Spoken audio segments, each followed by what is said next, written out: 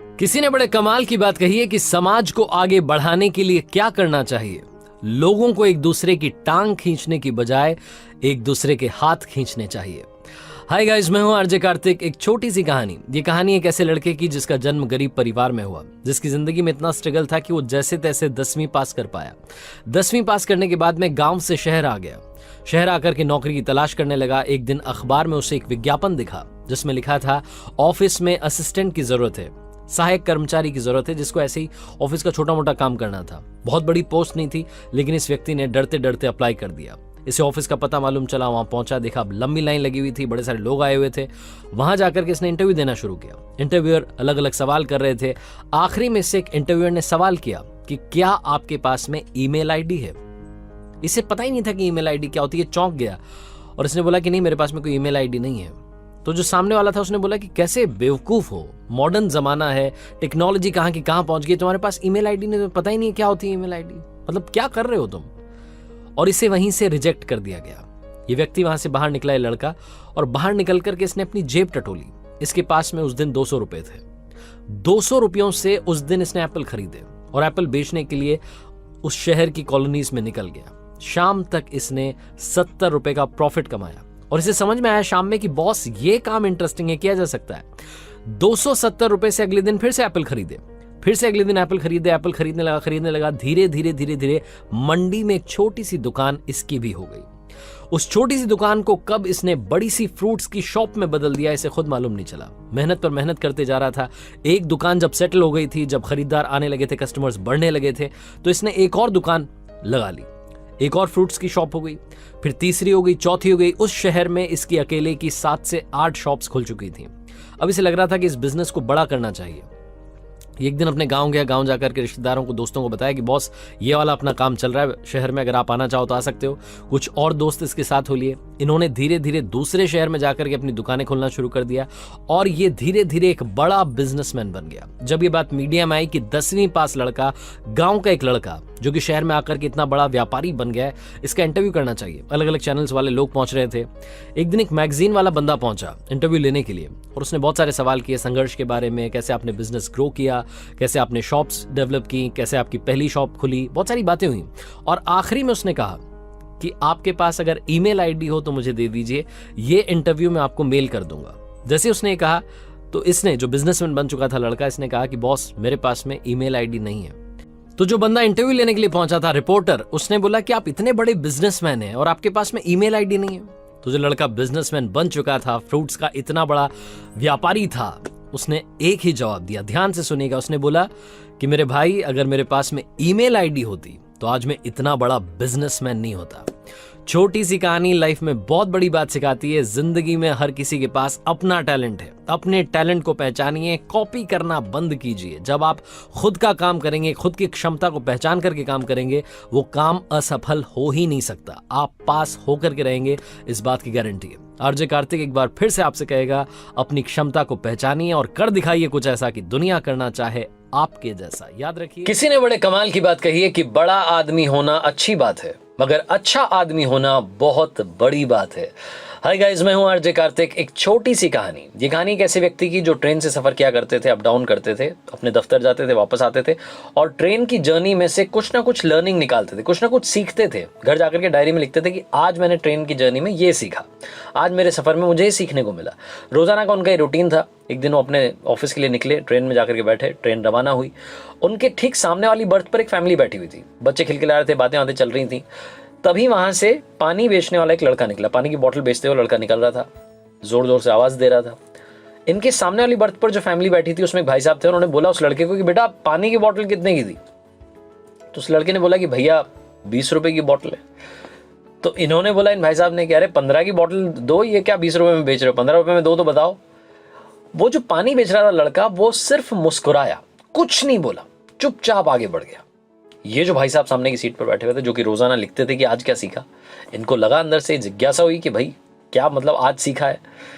तो ये फटाफट से उस लड़के के पीछे गए कि ये मुझे कोई बहुत बढ़िया सा लेसन आज दे देगा, आज मुझे बहुत बढ़िया सी लर्निंग देगा कि क्या करना चाहिए लाइफ में। मुस्कुरा के कैसे चला गया, मतलब जिद बहस नहीं की। उस लड़के के पीछे पीछे निकल लिया। वो लड़का इस कोच से दूसरे कोच में आगे बढ़ चुका था पानी बेचते बेचते। उसे जाकर के रोका और उससे पूछा कि भाई एक बात बताओ, मैं तुमसे कुछ पूछना चाह रहा हूँ। तुम अभी मेरे कोच में थे, वहाँ पर एक फैमिली थी, याद आया तुम्हें? अभी एक बंदा तुमसे बोल रहा था कि 15 की बॉटल दो, 20 की क्यों दे रहे हो? तुमने कुछ नहीं बोला उसको, तुम चुपचाप आगे बढ़ गए। मतलब ऐसा क्यों? तुम्हें गुस्सा उस्सा नहीं आया कि कहाँ मतलब 2-5 रुपए के लिए इतनी जिद बहस कर रहा है गरीब आदमी से? तुम कुछ तो बोलते। उस लड़के ने जो कहा, ध्यान से सुनिएगा।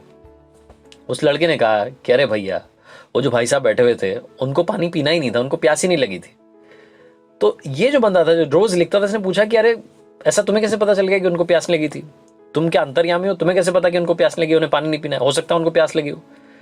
तो फिर से इस लड़के ने कहा कि उनको प्यास नहीं लगी थी, क्योंकि जिसको प्यास लगती है वो पानी की बोतल लेता है, पानी पीता है, उसके बाद में रेट पूछता है और पैसे दे देता है। वो फालतू की जिद बहस नहीं करता है। उस लड़के ने जब ये जवाब दिया, इन भैया ने जब ये जवाब सुना, घर गए, डायरी में जाकर के बहुत कुछ लिख डाला। इन्होंने लिखा कि लाइफ में अगर हमने गोल बना लिया है, अगर हमारे माइंड में बात क्लियर है, तो फिर हम फालतू के वाद विवाद में, डिस्कशन में नहीं पड़ेंगे। लेकिन अगर हमारा गोल क्लियर नहीं है, अगर हमें पता ही नहीं है हमें क्या करना है, तो हम बहुत सारी कमियां उस गोल में भी, लाइफ के गोल में भी निकालते रहेंगे और बस इसी चक्कर में टाइम बर्बाद कर देंगे। खास करके जितने सारे स्टूडेंट्स इस वीडियो को देख रहे हैं, इस कहानी को देख रहे हैं, उनको मैं बोलना चाहता हूं कि आप अपने गोल को क्लियर कीजिए। क्योंकि अगर आपके माइंड में क्लियर नहीं हुआ कि आपको क्या करना है, तो आप वो 3-4 ऑप्शंस में उलझ करके रह जाएंगे, साल पर साल निकलते चले जाएंगे और उसके बाद में आपको रियलाइज होगा कि यार टाइम तो तब था, तब तो कुछ किया ही नहीं। लाइफ में अपने गोल को क्लियर बनाइए, उसके बाद में डिस्कशन में पढ़ने वाली तो बात आएगी नहीं। आप चाहें तो इसके लिए करियर कंसल्टेंट्स होते हैं, उनसे आप कंसल्ट कर सकते हैं।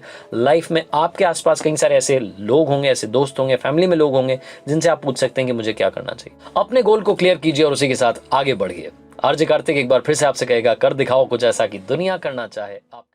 किसी ने बड़े कमाल की बात कही है कि लोगों को खोने से मत डरो, डरो इस बात से कि कहीं लोगों का दिल रखते रखते तुम खुद को ना खो दो। हाय गाइस, मैं हूं आरजे कार्तिक। एक छोटी सी कहानी। ये कहानी है आशीष नाम के बंदे की, जिसकी शादी हो गई थी, 2 बच्चे भी थे, जिसकी फैमिली में सब कुछ अच्छा चल रहा था। उसके घर में कहीं कोई कमी नहीं थी। एक बड़ा सा घर था, गाड़ी थी, इकलौती संतान था। उसके मम्मी पापा बड़े शांत स्वभाव के थे, नेक दिल इंसान। लेकिन एक दिन सब कुछ बदल गया। आशीष की मां का देहांत हो गया और 1 महीने के बाद ही आशीष ने अपने पिता से लड़ाई कर ली। उसने अपने पापा को बोला कि पापा जी, आपकी वजह से बड़ी दिक्कत हो रही है। बहू को, जो मेरी वाइफ है, इसको बड़ी परेशानी होती है। दिन भर इसे वो रिचुअल्स फॉलो करने पड़ते हैं, कल्चरल वैल्यूज फॉलो करनी पड़ती हैं, साड़ी पहन करके काम करना पड़ता है। ये मॉडर्न बनना चाहती है लेकिन बन नहीं पा रही है। तो पापा, आपसे एक रिक्वेस्ट है, आप अपने घर में जो नीचे गैरेज है उसमें शिफ्ट हो जाओ। इस लड़के ने, इस बंदे ने अपने ही पिता को अपने ही घर में नीचे गैरेज में शिफ्ट कर दिया। इसके पापा कुछ नहीं बोले, बिना एक शब्द बोले चुपचाप अपना सामान उठा करके गैरेज में शिफ्ट हो गए। 15 दिन के बाद में ये अंकल जी ऊपर आते हैं, सीढ़ी चढ़ करके डोरबेल बजाते हैं। आशीष बाहर निकलता है, अपने पापा को देख करके चौंक जाता है। ऐसे लगता है कि अब लड़ाई होने वाली है। लेकिन अंकल जी लड़ाई नहीं करते, बल्कि उनके हाथ में कुछ वाउचर्स होते हैं, आशीष को देते हैं और बोलते हैं कि बेटा, ये 10 दिन की फॉरेन ट्रिप के वाउचर्स हैं। मैंने आपके लिए, आपकी पत्नी के लिए, आपकी फैमिली के लिए, बच्चों के लिए, आपके लिए मैं लेकर के आया हूँ। ये सरप्राइज है, आप जाओ, घूम करके आओ। वैसे भी तुम्हारी मम्मी के जाने के बाद में तुम उदास रहते हो, मुझे लगता है कि तुम जो है बड़े परेशान रहते हो, तुम्हारा मन हल्का हो जाएगा, बच्चों को अच्छा लगेगा, जाओ घूम करके आओ। तो 10 दिन के लिए अंकल जी अपने बच्चों को फॉरेन ट्रिप पर भेज देते हैं और उसके बाद में अंकल जी असली खेल करते हैं। जिस मकान में आशीष रह रहा था, उस 6 करोड़ के मकान को 3 करोड़ में बेच करके अपने लिए एक छोटा सा घर ले लेते हैं और आशीष का सारा सामान एक अपार्टमेंट में किराए पर फ्लैट लेते हैं, उसमें शिफ्ट करवा देते हैं। आशीष जब 10 दिन के बाद में घूम करके वापस अपने घर आता है, तो उसके घर के दरवाजे पर बड़ा सा ताला लगा होता है और बाहर एक गार्ड बैठा होता है। आशीष बोलता है कि ताला किसने लगाया, मेरे पापा कहाँ गए? तो गार्ड बोलता है कि अरे साहब, क्यों परेशान हो रहे हो, मुझे बोल करके गए, बात करवा देना।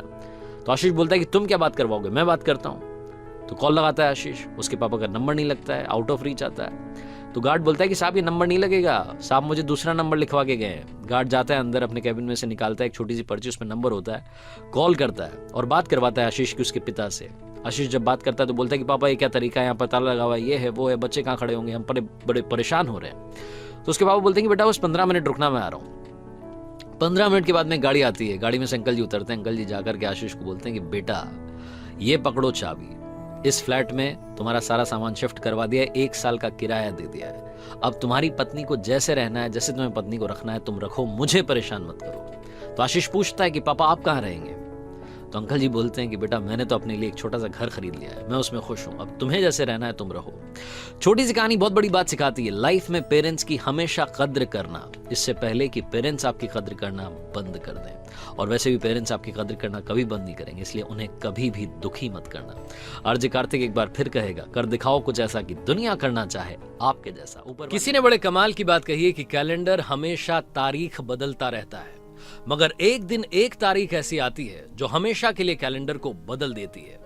इसीलिए जिंदगी में सब्र रखें, वक्त हर किसी का आता है, मेहनत करते रहें।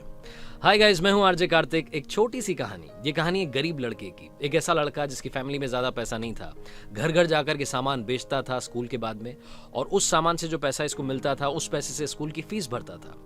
ये लड़का एक दिन ऐसे ही दोपहर में निकला हुआ था सामान बेचने के लिए, घर घर जा रहा था, दरवाजा खटखटा रहा था। इसे जोरों की भूख लग रही थी, तो इसने डिसाइड किया कि अब जिस भी घर का दरवाजा खटखटाएगा उससे पैसे के बदले खाना मांग लेगा। ये गया, जाकर के इसने दरवाजा नॉक किया। जब दरवाजा खुला तो अंदर से एक लड़की निकली। लड़की को देख करके हक्का बक्का रह गया, हैरान हो गया। तो इसने अचानक से, होता है ना एकदम से आप घबरा जाते हैं, तो इसने पानी मांग लिया, एक गिलास पानी मिलेगा। वो लड़की अंदर गई किचन में, जाकर के सोचने लगी कि लड़का बड़ा परेशान सा लग रहा है, पसीना आ रखा है, सामान लेकर के ढो रहा है इधर से उधर, सामान बेच रहा है, मुझे लगता है कि भूखा होगा। तो उस लड़की ने, उसको अचानक से दया आई, वो अंदर से एक गिलास दूध लेकर के आ गई और दूध ला करके इस लड़के को दे दिया। इस लड़के ने दूध पी लिया। धीरे धीरे दूध पी रहा था और सोच रहा था कि ऊपर वाला अभी भी है, अभी भी इंसानियत जिंदा है, ऊपर वाले का धन्यवाद करना चाहिए। सारी अच्छी बातें इसके दिमाग में आ रही थी कि एक दूसरे की मदद करनी चाहिए। दूध पीने के बाद में इसने ग्लास उस लड़की को वापस दिया और बोला कि इसके बदले में आपको कितने पैसे दूं। तो लड़की ने कहा कि पैसे क्यों दोगे, मेरी मम्मा मुझे हमेशा कहती हैं कि हम अगर किसी की मदद करें तो पैसे नहीं लेने चाहिए, तो आप कुछ मत दीजिए। तो फिर इस लड़के ने कहा कि आप कोई सामान खरीद लीजिए अगर आपको खरीदना है। तो उस लड़की ने कहा कि नहीं, हमें कोई सामान नहीं चाहिए। तो इस लड़के ने कहा कि फिर मैं आपको बस एक ही बात कहूंगा, दिल से धन्यवाद, आपने मेरी मदद की, मुझे भूख लगी थी, आपने भूखे को दूध पिला दिया, थैंक यू सो मच। ऐसा बोल करके वहां से चल दिया। और गली में जब ये जा रहा था तो सोच रहा था कि यार इंसानियत अभी जिंदा है, वो लड़की मेरे लिए एक गिलास दूध लेकर के आ गई, मेरी मदद कर दी, ऊपर वाला देखो मदद करता है, ये वो बहुत सारी अच्छी अच्छी बातें इसके दिमाग में चल रही थी। ये बात आई गई हो गई। इस लड़के ने पढ़ाई पूरी की, स्कूल की पढ़ाई की, कॉलेज की पढ़ाई की, उसके बाद में बड़े शहर में बड़ा डॉक्टर बन गया। इधर ये जो लड़की थी, जब ये बड़ी हो रही थी तो इसकी फैमिली कंडीशंस बिगड़ गई। इस लड़की की तबीयत बिगड़ गई, खराब हो गई। वहाँ के लोकल डॉक्टर्स ने इससे कहा कि आप बड़े शहर जाइए, बड़े डॉक्टर को दिखाइए। तो इसे ले जाकर के एक बड़े से हॉस्पिटल में एडमिट कर दिया गया, वही हॉस्पिटल जहाँ पर ये लड़का डॉक्टर बन चुका था, डॉक्टर हार्वर्ड केली। डॉक्टर हार्वर्ड केली के पास में एक केस आया, उन्हें पता चला कि एक लड़की इस तरीके से सीरियस कंडीशन में है, बीमार है, आईसीयू में रखी गई है। इन्होंने उसके बारे में पढ़ा, गांव का नाम पढ़ा, तो इन्हें याद आया कि ये तो वही लड़की है। जाकर के देखा तो इन्हें समझ में आ गया कि वही लड़की, उसकी मदद करनी चाहिए। इन्होंने और एक्सपर्ट डॉक्टर्स को बुलाया, सारी जी जान लगा दी उसको ठीक करने में। उसकी तबीयत फाइनली धीरे धीरे ठीक होने लगी। जब वो ठीक हो गई तो डॉक्टर साहब ने अपनी तरफ से ट्रीटमेंट के बाद में जो बिल जाता है वो बिल एक लिफाफे में रख करके दिया और साथ में एक छोटा सा नोट, ऊपर पेन से लिख करके एक नोट और उसके साथ में अटैच कर दिया। तो ये लिफाफा जब इस लड़की के पास में पहुंचा, जब ये स्टेबल हो चुकी थी, ठीक हो चुकी थी, तो इसने देखा कि इसके पास में बिल आ चुका है। तो ये घबरा गई। ये ठीक तो हो चुकी है लेकिन इसकी फैमिली कंडीशंस ऐसी नहीं थी कि अब ये बिल पे कर सके। तो ये सोचने लगी कि पता नहीं कितने का बिल आया होगा। इसने वो लिफाफा खोला, उसमें वो ट्रीटमेंट के बारे में सब कुछ लिखा था, दवाइयों के बारे में लिखा हुआ था और साथ में एक छोटी सी पर्ची, एक छोटा सा नोट चिपका हुआ था जिस पर पेन से कुछ लिखा हुआ था।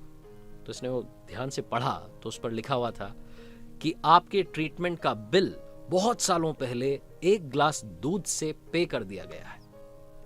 डॉक्टर साहब वहां पहुंचे, डॉक्टर को देख करके ये भी पहचान गई और इसने कहा कि आपका दिल से धन्यवाद, आपने उस दिन मुझे दिल से थैंक यू कहा था, आज मैं आपको दिल से थैंक यू कहती हूँ। छोटी सी कहानी लाइफ में बहुत बड़ी बात सिखाती है। अगर आप अच्छा करते हैं तो लाइफ में अच्छाई घूम फिर करके आपके पास जरूर आएगी। अगर आप बुरा करते हैं तो घूम फिर करके वो बुराई आपके पास अपने आप चली आएगी। इसीलिए लाइफ में कर्मा सबसे बड़ी चीज है।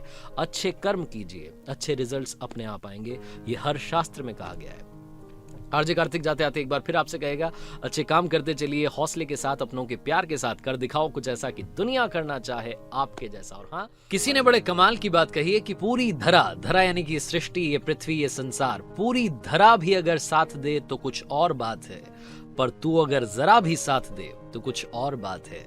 यूं तो चलने को एक पांव से भी चलते हैं लोग, मगर दूसरा भी साथ दे तो कुछ और बात है। हाय गाइस, मैं हूं आरजे कार्तिक। एक छोटी सी कहानी, ये कहानी जिसने लिखी है वो लिखते हैं कि मैं अपने शहर से दूसरे शहर में जाकर के जॉब कर रहा था, लेकिन जब कभी अपने होम टाउन आता था तो अपने दोस्तों से मिलना नहीं भूलता था। हमारी रीयूनियन होती थी और रीयूनियन के लिए हम जिस जगह पर मिलते थे वो था हमारे शहर का फेमस लस्सी वाला। छुट्टियों के दिन थे, मैं अपने घर आया हुआ था। मैंने आकर के अपने दोस्तों को कॉल लगाया और बोला कि आ जाओ अड्डे पर मिलते हैं। लस्सी वाले के हम सब पहुंच गए। जाकर के हमने ऑर्डर दे दिया। गर्मियों के दिन थे, बाहर कुर्सियां लगी हुई थी, ऊपर कनात लगी हुई थी। सारे नीचे जाकर के बैठ गए आराम से। लस्सी का ऑर्डर कर दिया। इंतजार कर रहे थे कि लस्सी का ग्लास आएगा। हंसी मजाक चल रही थी, दोस्ती यारी की बातें चल रही थी। तभी मेरे सामने आकर के एक बूढ़ी अम्मा खड़ी हो गई। 75 से 80 साल उनकी उम्र रही होगी। हाथ में डंडा था, आंखें धसी हुई थी, जुबान लड़खड़ा रही थी, कमर झुकी हुई थी, चेहरे पर भूख दिख रही थी। और आकर के बस इतना सा बोली कि बेटा ऊपर वाले के नाम पर कुछ दे दे। मेरे आगे आकर के उन्होंने हाथ फैला दिए। मुझसे रहा नहीं गया, पता नहीं क्या हुआ। वैसे मैं भिखारियों को भीख नहीं देता हूं, लेकिन उस दिन पता नहीं क्या हुआ, अपने आप मेरा हाथ वॉलेट की तरफ चला गया। मैं सिक्के ढूंढने लगा।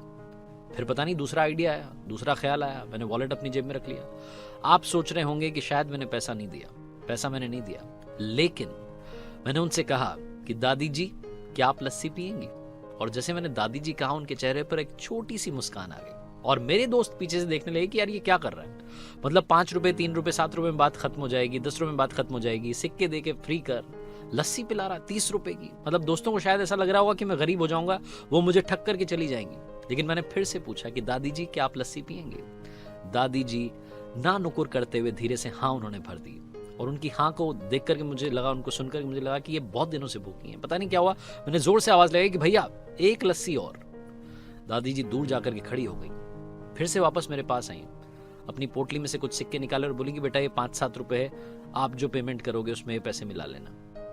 मेरे चेहरे पर सारे भाव उड़ गए, मेरे आंखों में जैसे आंसू सूख गए। ऐसा मुझे लगा कि मैं सुन्न रह गया। उन्होंने मुझे पैसे देने की बात कर दी। मैंने उनसे कहा कि माताजी माफ कीजिए, आप जाकर के बैठिए, अभी लस्सी आ रही है। लस्सी वाला आया, लड़का नौकर आकर के उसने सबको ग्लासेस दे दिए, उनको भी ग्लास दे दिया। अब वो दूर जाकर के बैठ गई नीचे जमीन पर। हम सब कुर्सियों पर बैठे हुए थे। अब वो कुर्सी मुझे काटने लगी कि मैं यहाँ बैठा हुआ, वो नीचे बैठी हुई है। मन तो ऐसा कर रहा था कि उनको बुलाऊं, अपने बगल की कुर्सी में बैठाऊं, लेकिन फिर लग रहा था कि लोग सोचेंगे कि अजीब आदमी है, मतलब भीख मांगने वाली महिला को यहाँ बैठा रहा है, ये कर रहा है, वो कर रहा है। फिर दूसरा ख्याल आया, मैं उठा अपनी सीट से और जाकर के उनके पास जाकर के नीचे जमीन पर बैठ गया। दोस्त देख रहे थे कि क्या हरकत कर रहा है। तभी वो लस्सी वाला जो था उसने दूर से आवाज लगाई कि भैया इधर आइए, 2 कुर्सी आपके लिए भिजवा रहा हूं। वो नौकर 2 कुर्सी लेकर के आया, दादी जी को बिठाया, मुझे बिठाया। और उसके बाद में वो बोला, लस्सी की वाला जो था, दुकान वाला, वो बोला कि सर जी धन्यवाद मत कहिएगा, क्योंकि मेरी दुकान में ग्राहक तो हमेशा आते हैं, लेकिन इंसान कभी कभार आते हैं। आज आपने यहाँ आकर के सब करके मेरी आंखें खोल दी, मुझे बहुत बड़ी बात सिखा दी। अब से मैं कोशिश करूंगा कि मेरी दुकान के आसपास अगर कोई ऐसा दिखे तो उसे मैं फ्री में लस्सी पिलाऊं।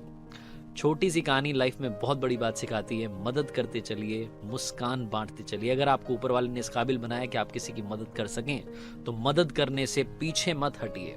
कई लोग कहते हैं कि भिखारियों को भीख नहीं देनी चाहिए, पैसा मत दीजिए, लेकिन अगर आपको कोई गरीब आदमी दिख रहा है तो उसे भोजन जरूर करवाइए। वो कहते हैं ना कि कब ऊपर वाला आपको किसी का ऊपर वाला बना करके भेज दे, आपको भी मालूम नहीं चलेगा। लोगों की दुआएं कमाना बहुत मुश्किल है। पैसे तो हर कोई कमाता है, दुआएं कमाइए, दुआओं के साथ कर दिखाइए कुछ ऐसा कि दुनिया करना चाहे आपके जैसा। याद रखिए, किसी ने बड़े कमाल की बात कही है कि जिंदगी में आप किससे सलाह ले रहे हैं ये जानना बहुत जरूरी है, क्योंकि अर्जुन भगवान श्री कृष्ण से सलाह लेता था और दुर्योधन मामा शकुनी से। हाय गाइस, मैं हूं आरजे कार्तिक। एक छोटी सी कहानी। ये कहानी 2 दोस्तों की है। 2 ऐसे दोस्त जो कि बचपन से साथ रहे, कॉलेज में साथ पढ़े, बाद में जिस कंपनी में अप्लाई किया वहां भी साथ में जॉब लग गई। जॉब से एक दिन शाम में घर लौट रहे थे, अपनी गाड़ी में थे, और उसी वक्त इनकी कार का भयानक एक्सीडेंट हो गया। इतना भयानक एक्सीडेंट हुआ कि इन दोनों को हॉस्पिटल ले जाना पड़ा, हॉस्पिटलाइज्ड हुए। कोइंसिडेंटली एक ही कमरे में इनको रखा गया। उस कमरे में खासियत ये थी कि सिर्फ एक खिड़की थी। विंडो साइड में जो पलंग लगा था, जो बेड लगा था, उस पर एक दोस्त को शिफ्ट कर दिया गया। जो दीवार की साइड में बेड लगा हुआ था उस पर दूसरे दोस्त को शिफ्ट कर दिया गया। तो एक पेशेंट आ गया विंडो साइड में, एक पेशेंट आ गया दीवार साइड में। इस कहानी को अब ऐसे समझिएगा कि विंडो साइड वाला दोस्त है और एक दीवार साइड वाला दोस्त है। विंडो साइड वाले दोस्त से दीवार साइड वाले दोस्त को जेलसी होने लगी। उसको लगा कि अब मूवमेंट तो हम कर नहीं सकते हैं, जा नहीं सकते हैं, खिड़की से बाहर देख लेते, लेकिन ये जो किस्मत है ये भी मेरे दोस्त की है। वो खिड़की से बाहर देख सकता है, मैं खिड़की से बाहर नहीं देख सकता हूँ। तो उसको इस बात से जलन होने लगी। 2-3 दिन उसने इस बात को इग्नोर किया। उसने सोचा कि क्या बोलना खिड़की के बारे में, लेकिन उससे रहा नहीं गया। तो एक दिन उसने पूछ लिया अपने दोस्त से कि मेरे भाई एक बात बताओ, खिड़की के बाहर क्या दिख रहा है? तो उसको लग रहा था कि नज़ारे दिख रहे होंगे, कुछ बताएगा मेरा दोस्त।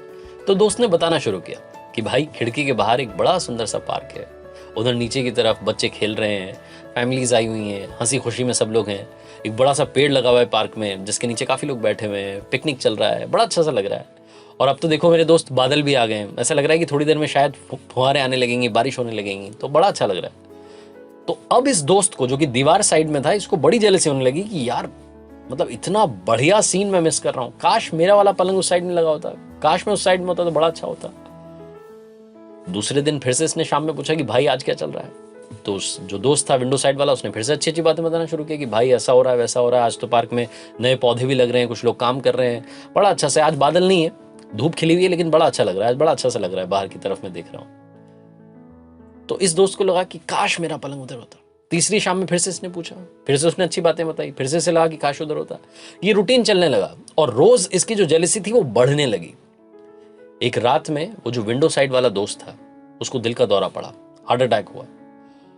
और हार्ट अटैक जब हो रहा था, जब वो तड़प रहा था, तब इस वाले दोस्त की जो दीवार साइड में था, इसकी नींद खुल गई, लेकिन ये कुछ नहीं बोला, चुपचाप रहा। और सही टाइम पर ट्रीटमेंट नहीं होने की वजह से विंडो साइड वाले दोस्त की डेथ हो गई। जब उसकी डेथ हो गई, उसकी बॉडी को वहां से बाहर निकाला जा रहा था, नर्सिंग स्टाफ आया था, उसकी बॉडी को वहां से हटा लिया गया, वो पलंग खाली हो गया। तो ये जो दीवार साइड वाला दोस्त था, इसने नर्सिंग स्टाफ से पूछा कि क्या आप एक छोटी सी मदद कर सकते हैं। उन्होंने बोला कि हाँ जी बताइए, कि मैं बड़ा दुखी हूँ कि मेरे दोस्त की डेथ हो गई है और मेरा दोस्त अब इस दुनिया में नहीं रहा है, लेकिन एक छोटा सा आपका फेवर चाहिए। तो उन्होंने बोला कि हाँ जी बताइए ना, क्या करना है। तो इसने बोला कि अगर आप मेरा वाला जो बेड है, अगर इसको आप विंडो साइड में शिफ्ट कर देंगे तो थोड़ा सा ठीक रहेगा, मुझे भी थोड़ा देखने को मिल जाएगा। तो उन्होंने बोले हाँ कोई बात नहीं, आप कौन सी बड़ी बात है। तो उनका इस पेशेंट को इस तरफ से इस तरफ शिफ्ट कर दिया गया, ये विंडो साइड में आ गया। जब ये विंडो साइड वाले पलंग पर आया, जब ये उस बेड पर पहुंचा जिस पर ये पहुंचना चाह रहा था, और जब इसने बाहर देखा तो इसे बाहर कुछ नहीं दिखाई दिया। वहां कोई पार्क नहीं था, कोई बच्चे नहीं थे, कोई बड़ा पेड़ नहीं था, कोई पिकनिक नहीं चल रहा था, कोई बादल कुछ नहीं। वहां तो बादल के आसमान नहीं दिख रहा था, क्योंकि वहां पर थी एक बदसूरत सी, खामोश सी, बड़ी सी, गंदी सी दीवार।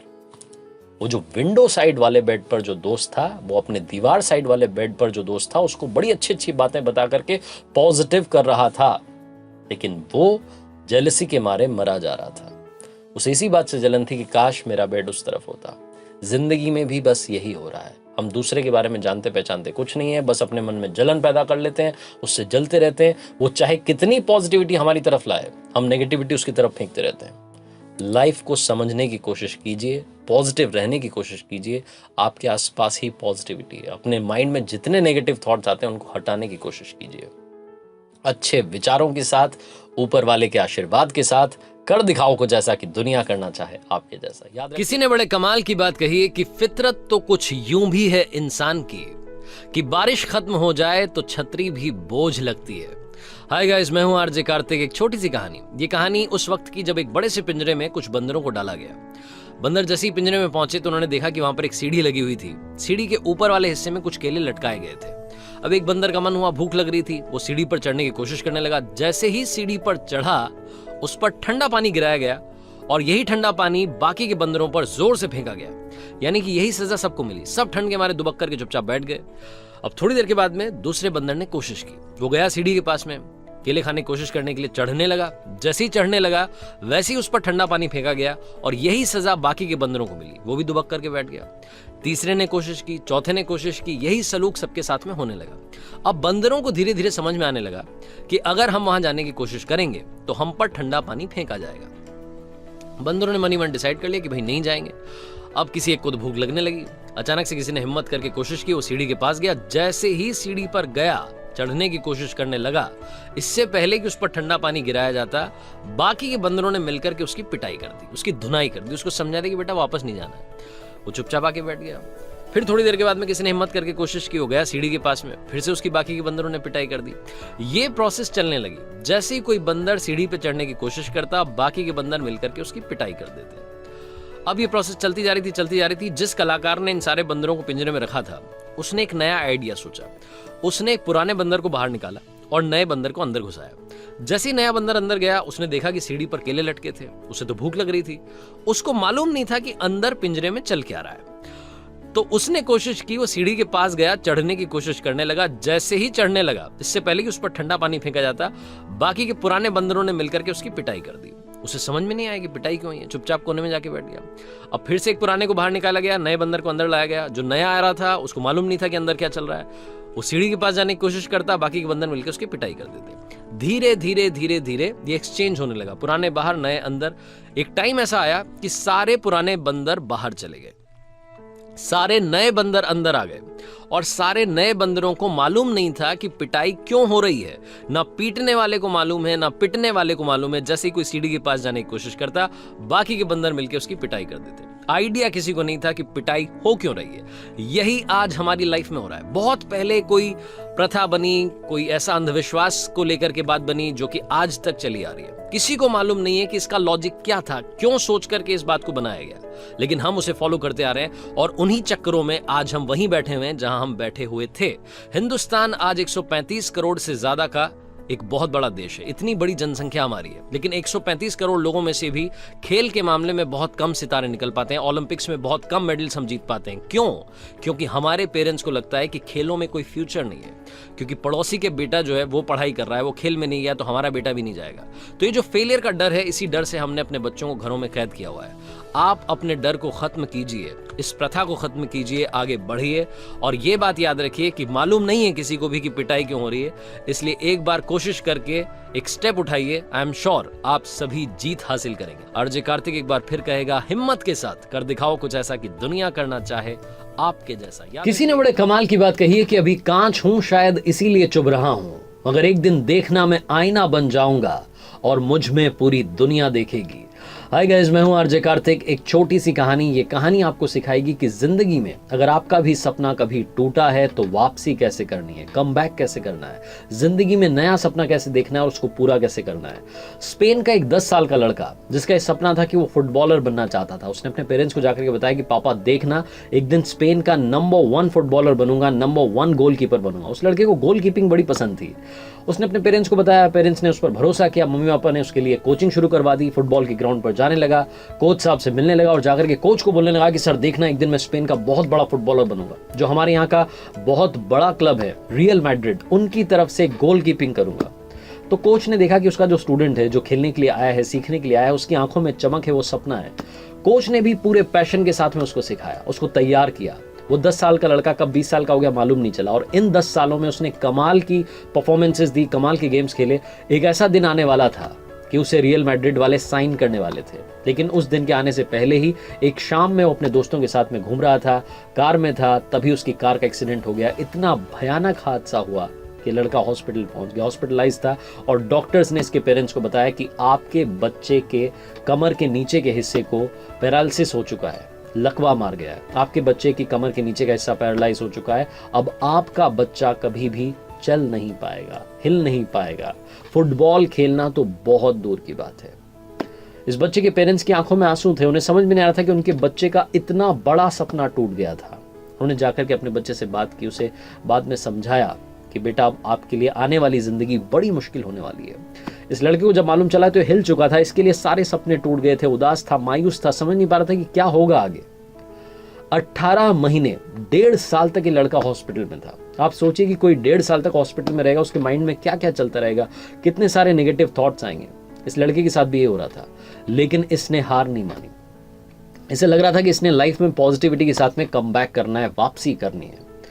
इस लड़के ने जो इसका खाली समय वहाँ पर इसे हॉस्पिटल में मिला था, उसका सही यूटिलाइजेशन करना शुरू किया, उसे सही से यूटिलाइज करना शुरू किया, गाने लिखना शुरू किया, पोएम लिखना शुरू किया। इसे लिखने का शौक था, लिखता चला गया, धुन बनाता चला गया, उन्हें गुनगुनाने लगा, और इसका जो माइंड था वो फुटबॉल से डाइवर्ट होकर के म्यूजिक की तरफ शिफ्ट होने लगा। इसे लगने लगा कि अब इसे म्यूजिक में कुछ करना है। आप सोचिए, वो लड़का जो कि हॉस्पिटल में, लेकिन अब वो नया सपना देख रहा है। आप यकीन नहीं मानेंगे, 5 साल के बाद में इस लड़के का एक सॉन्ग आता है जो कि पॉपुलर हो जाता है। सॉन्ग था life goes on the same, और ये लड़का स्पेन का बहुत पॉपुलर सिंगर बन जाता है। जूलियो इग्लेसियस इनका नाम है, जिनकी सच्ची कहानी आज आपके साथ में मैंने शेयर की है। इनके 30 करोड़ से ज़्यादा एल्बम्स बिक चुके हैं, कई भाषाओं में इन्होंने गाने गाए हैं, और ये हमें बताते हैं कि लाइफ में अगर एक सपना टूट जाता है तो जूलियो इग्लेसियस से सीखिए, नया सपना देखना शुरू कीजिए और उस नए सपने के लिए मेहनत करना शुरू कीजिए। कई बार आपसे कहता हूं, आज फिर से कहूंगा, कर दिखाओ कुछ ऐसा कि दुनिया करना चाहे आपके जैसा। याद किसी ने बड़े कमाल की बात कही है, कि सवाल जहर का नहीं था वो तो मैं पी गया, तकलीफ लोगों को तब हुई जब मैं जी गया।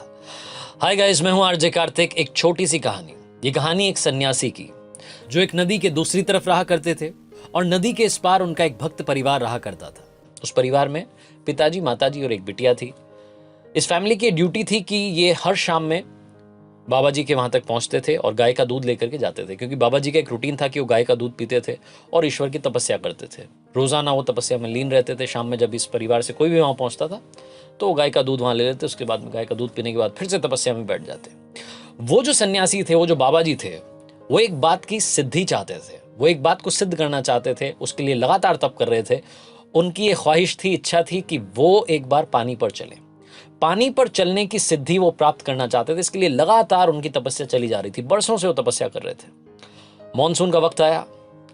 ये जो परिवार था, इसमें जो पिताजी थे, उनको शहर जाना पड़ा किसी काम से। तो घर पर माताजी थी और बिटिया थी। अब माताजी ने बिटिया से कहा कि बेटा, आज शाम में आपको वहां पर गाय का दूध लेकर के जाना है बाबा जी के लिए। वो केतली में दूध लेकर के बिटिया जाने के लिए तैयार हुई। तभी अचानक से बादल आ गए। तो माताजी ने अपनी बेटी से कहा कि बेटा, एक काम करना, आज बाबा जी को कह देना कि बाबा जी, लग रहा है कि घनघोर बारिश हो सकती है, इसलिए मैं कल आपके लिए दूध लेकर के नहीं आ पाऊंगी। ये छोटा सा मैसेज बाबा जी को दे देना, बाबा जी समझ जाएंगे। बिटिया चली अपने घर से, नदी पार करके पहुंची जहां बाबा जी तपस्या क्या करते थे, उनके आश्रम में। वहां जाकर के उसने दूध की केतली रखी। उसके बाद में बाबा जी को प्रणाम किया और बोली कि माता जी का आज का ये आदेश है कि घनघोर बारिश हो सकती है, इसलिए मैं आपके लिए कल गाय का दूध नहीं लेकर के आ पाऊंगी। पापा जी भी शहर गए हुए हैं। तो जो सन्यासी थे उन्होंने कहा कि अरे बेटा, क्यों परेशान हो रही हो? मैं तुम्हें एक मंत्र दूंगा, कितनी भी बारिश हो, कितनी भी नदी आ जाए, तुम पानी पर चल करके उस पार से इस पार आ जाओगी। लड़की चौंक गई। उसने कहा कि बाबा जी सच में? तो बाबा जी ने कहा कि हाँ, ये मंत्र तुम मुझसे लेकर के जाओ। अगर बारिश हो जाए, अगर नदी में पानी भर जाए, तब भी तुम पानी पर चल करके आ जाना और गाय का दूध लेकर के आ जाना, क्योंकि मेरी तपस्या में कोई भंग नहीं पड़ना चाहिए। लड़की आई वापस आकर के, उसने मम्मी को सारी बात बताई। मम्मी को भी विश्वास नहीं हुआ, लेकिन उन्होंने कहा कि ठीक है भाई, बाबा जी कह रहे हैं। अगली शाम में घनघोर बारिश हो रही थी। नदी में पानी आ चुका था। बाढ़ जैसा सीन हो चुका था। तो वो जो लड़की की माता जी थी, उन्होंने कहा कि बेटा, आज मत जाओ। तो लड़की ने कहा कि नहीं मम्मी, उन्होंने मंत्र दिया, उस पर मुझे विश्वास है और मैं वो नदी पार कर लूंगी, आप घबराओ मत। इतने बड़े बाबा जी हैं, इतने बड़े सन्यासी हैं, इतने दिनों से हम उनकी सेवा करते आ रहे हैं, ऐसे ही थोड़ा ना उनका मंत्र विफल होगा। तो मम्मी ने भी सोचा कि चलो ठीक है, लड़की जाना चाह रही है। लड़की गाय की दूध का जो केतली थी उसको लेकर के चली अपने घर से, और वो केतली उसके हाथ में थी। वो नदी के वहां पहुंची। अब इस पार से उस पार जाना था। नदी में पानी भरा हुआ था, बाढ़ आ रही थी। लड़की ने वो मंत्र याद किया और मंत्र जपते जपते जपते जपते नदी पार कर गई। नदी पार करने के बाद वो जो बाबा जी का आश्रम था वहां पहुंची और वहां जाकर के वो गाय की दूध की जो केतली थी वहां पर रख दी। बाबा जी देखते रह गए। बाबा जी सुन्न हो गए। एकदम उनको लगा कि ये क्या हो गया। वो चमत्कार को नमस्कार करने लगे। उनको लगा कि उन्होंने सिद्धि प्राप्त कर ली है। वो जिस चीज की तपस्या सालों से करते आ रहे थे वो आज सिद्ध हो गई। उनकी वजह से, उनके दिव्य मंत्र की वजह से एक लड़की नदी पार करके पानी पर चलते हुए आ गई। बाबा जी बड़े खुश हुए। उस लड़की को बोला कि धन्यवाद बेटा। लड़की वापस पानी पर चलते हुए मंत्र जपते जपते वापस नदी पार करके आ गई। बाबा जी ये सब देख रहे थे। अब बाबा जी मन ही मन खुश होने लगे, झूमने लगे, नाचने लगे। उनको लगा कि बस अब तो कमाल हो गया है। बाबा जी ने अब सोचा कि क्यों ना मैं खुद चल करके देखूं। बाबा जी नदी पर जो पानी था उस पर चलने के लिए आए। नदी के इस पार से उस पार निकलने की तैयारी करने लगे। जैसे ही उन्होंने पानी में पैर रखा, बाबा जी डूब गए। बाबा जी डूब गए, लेकिन वो जो लड़की थी वो पानी पर चल करके उस पार चली गई। क्यों? क्योंकि बाबा जी को अपने ही मंत्र पर खुद विश्वास नहीं हो रहा था और उस लड़की को उस मंत्र पर विश्वास था। विश्वास था कि वो नदी पार करके बाबा जी तक दूध पहुंचा देगी। छोटी सी कहानी, विश्वास की कहानी बहुत बड़ी बात सिखाती है। जितने सारे गरीब लोग जो बाद में अमीर बने, उनको विश्वास था कि वो चेंज कर सकते हैं, कमाल कर सकते हैं। राइट ब्रदर्स को विश्वास था कि प्लेन एक दिन उड़ेगा और उन्हीं का विश्वास था कि वो प्लेन उड़ा। छोटी सी कहानी बहुत बड़ी बात सिखाती है। विश्वास रखिए खुद पर, क्योंकि जमाना तो आप में बुराई, कमी निकालता रहेगा। जब तक आप खुद से कॉन्फिडेंट नहीं होंगे, आप चेंज नहीं ला सकते। आरजे कार्तिक बस यही कहेगा, खुद पर भरोसा रखिए, ऊपर वाले का आशीर्वाद साथ रखिए, अपनों का प्यार रखिए और हौसले के साथ कर दिखाओ कुछ ऐसा कि दुनिया करना चाहे आपके जैसा। किसी ने बड़े कमाल की बात कही है कि हौसले के तरकश में वो कोशिश का तीर जिंदा रखो। हार जाओ चाहे जिंदगी में सब कुछ, मगर फिर से जीतने की उम्मीद जिंदा रखो। हाय गाइस, मैं हूं आरजे कार्तिक। एक छोटी सी कहानी, ये कहानी आपको सिखाएगी कि किसी भी काम में, चाहे वो पढ़ाई हो, करियर हो, गोल हो, टारगेट हो, किसी भी काम में आप अपना कंसंट्रेशन किस तरीके से बढ़ा सकते हैं। ये कहानी एक फकीर बाबा की है, जिनके बारे में कहा जाता था कि वो किसी भी बात को बड़ी इंटरेस्टिंग तरीके से, इनोवेटिव तरीके से, क्रिएटिव तरीके से समझाते थे, और जिसको समझाते थे उसको बात हमेशा हमेशा के लिए याद हो जाती थी। उनके बारे में बात धीरे धीरे पॉपुलर होने लगी, वो पॉपुलर होने लगे, उनकी ख्याति बढ़ने लगी, और ये बात बढ़ते बढ़ते उस राज्य के राजा तक पहुंची। तो राजा को लगा कि इतने महान बाबा हैं जिनके बारे में इतने सारे लोग कह रहे हैं, तो क्यों ना जाकर के उनसे मुलाकात की जाए। उसने अपने महामंत्री को बुलाया और बोला कि सारी सेना को तैयार कर दो, ढोल नगाड़ों के साथ में शानदार तरीके से हम जाएंगे, बाबा जी का सम्मान करेंगे और थोड़ा सा ज्ञान उनसे लेकर के वापस आएंगे। महामंत्री ने कहा ठीक है, आप जो करेंगे हो जाएगा। एक दिन डिसाइड किया गया। उस दिन सारी सेना के साथ में, लाव लश्कर के साथ में राजा साहब निकल गए और पहुंचे उन फकीर बाबा के आश्रम के बाहर। वहां जाकर के देखते हैं कि उस दरवाजे से ही वो फकीर बाबा दिख रहे थे। वो अपने बगीचे में गड्ढा खोद रहे थे। तो राजा को लगा कि कैसा बाबा है, मतलब इतना महान बन चुका है लेकिन गड्ढा खोदने का काम कर रहा है, अपने शिष्यों से ये काम करवा लेता। फिर उसने उस बात को इग्नोर किया और अपने महामंत्री को बुला करके बोला कि कुछ सैनिक भेजो और जाकर के बाबा जी को बताओ कि हमारे इस राज्य के राजा साहब आपसे मिलने के लिए आए। राजा को ऐसा लग रहा था कि वो फकीर मतलब खुशी से पागल हो जाएगा, झूमने लगेगा कि राजा मुझसे मिलने के लिए आ गया। लेकिन वहां ऐसा कुछ नहीं हुआ। सैनिक गए, जाकर के बोले कि राजा साहब आपसे मिलने के लिए आए, लेकिन बाबा जी के कानों में कोई असर ही नहीं पड़ा, जू ही नहीं रहेगी, मतलब उन्होंने ध्यान ही नहीं दिया। सैनिक वापस आए, आकर के बताया मंत्री को कि वो तो ध्यान ही नहीं दे रहे। मंत्री ने आकर के राजा को बताया। राजा को बड़ा बुरा लगा। राजा को लगा कि मेरा अपमान हो गया, मतलब मेरी सेना के सामने बाबा मेरा अपमान कर रहा है। मैं यहाँ ज्ञान लेने के लिए आया था, मुझे अपमान मिल रहा है। राजा अब इंतजार करने लगा कि बाबा फ्री हो तो एक बार मिलकर के तो जाएं, इतनी दूर तक आ चुके हैं। लेकिन बाबा जी अपना काम किए जा रहे थे, गड्ढा खोदे जा रहे थे। अब राजा ये सब देख रहा था, उसे बड़ा अजीब सा लग रहा था। उसने बोला कि ढोल नगाड़े बजाना शुरू करो, क्या पता शोर मचेगा तो इस बाबा को थोड़ा अकल आएगी। उसे लग रहा था कि बाबा फकीर वकीर नहीं है, पागल आदमी है। कुछ देर के बाद में ढोल नगाड़े भी शांत हो गए और थोड़ी देर के बाद में वो बाबा जी अपना काम खत्म करके खुद से आ गए राजा से मिलने के लिए। और आकर के नमस्कार किया और बोले कि राजन आपका स्वागत है हमारे आश्रम में, आइए आपको शीतल जल पिलाते हैं। तो राजा भड़क गया। राजा ने बोला कि क्या पानी वानी की बात कर रहे हो, मैं आपका इंतजार कर रहा हूँ, आप मुझे इंतजार करवा रहे हो, मैं आपसे ज्ञान लेने के लिए आया था, ज्ञान व्यान तो छोड़ो, आपने मेरा अपमान कर दिया। और मतलब इतना छोटा सा काम आप कर रहे हो, गड्ढा खोद रहे हो, कौन सा बड़ा काम कर रहे हो। तो फकीर बाबा जो थे उन्होंने कहा कि बेटा कौन सा काम बड़ा है, कौन सा काम छोटा है, ये तो ऊपर वाला जाने, मैं तो हर काम को बहुत बड़ा मानता हूँ, बहुत महत्वपूर्ण मानता हूँ। और रही बात ज्ञान की, तो वो मैं तुम्हें पहले ही दे चुका हूँ। तो अब राजा के मन में एक जिज्ञासा जागी कि ये ज्ञान कहाँ दिया, अभी तो बात ही नहीं हुई, अब तो हमारी बात शुरू हुई है और बाबा जी कह रहे हैं कि ज्ञान पहले ही दे चुका हूँ, तो इन्होंने किस तरीके से मुझे ज्ञान दिया, वो जानने के लिए उस राजा के मन में बहुत सारे सवाल उठने लगे। तो थोड़ा सा ठंडा हुआ, उसने सोचा कि थोड़ा शांत होकर के पूछूंगा तो शायद बाबा जी बताएंगे। तो उसने पूछा कि बाबा जी समझ में नहीं आया, मतलब आप गड्ढा खोद रहे थे, आपसे मेरी बात नहीं हुई, मैं आपका इंतजार कर रहा था, आश्रम के बाहर खड़ा था, और आप कह रहे हैं कि आपने मुझे ज्ञान दे दिया, कैसा ज्ञान आपने मुझे दिया। तो फकीर बाबा ने जो जवाब दिया वो ध्यान से सुनिएगा। फकीर बाबा ने कहा कि बेटा जब मैं गड्ढा खोद रहा था, ऐसा तुम्हें लग रहा था कि मैं गड्ढा खोद रहा था, लेकिन ऐसा नहीं था। मैं गड्ढा नहीं खोद रहा था, बल्कि गड्ढा खोदने की जो क्रिया है वो बन चुका था।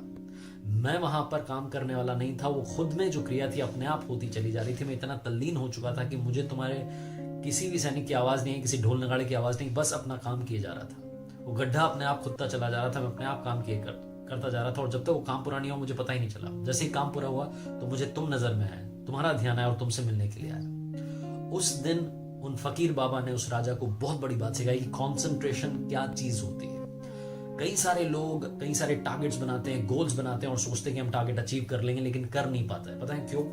क्योंकि आप वो काम करने वाले होते हो लेकिन उस काम को ढंग से कर नहीं रहे होते हो। आप काम करने वाले तो होते हो लेकिन वो क्रिया नहीं हो रही होती, आपका कॉन्सेंट्रेशन वहां पर नहीं होता है।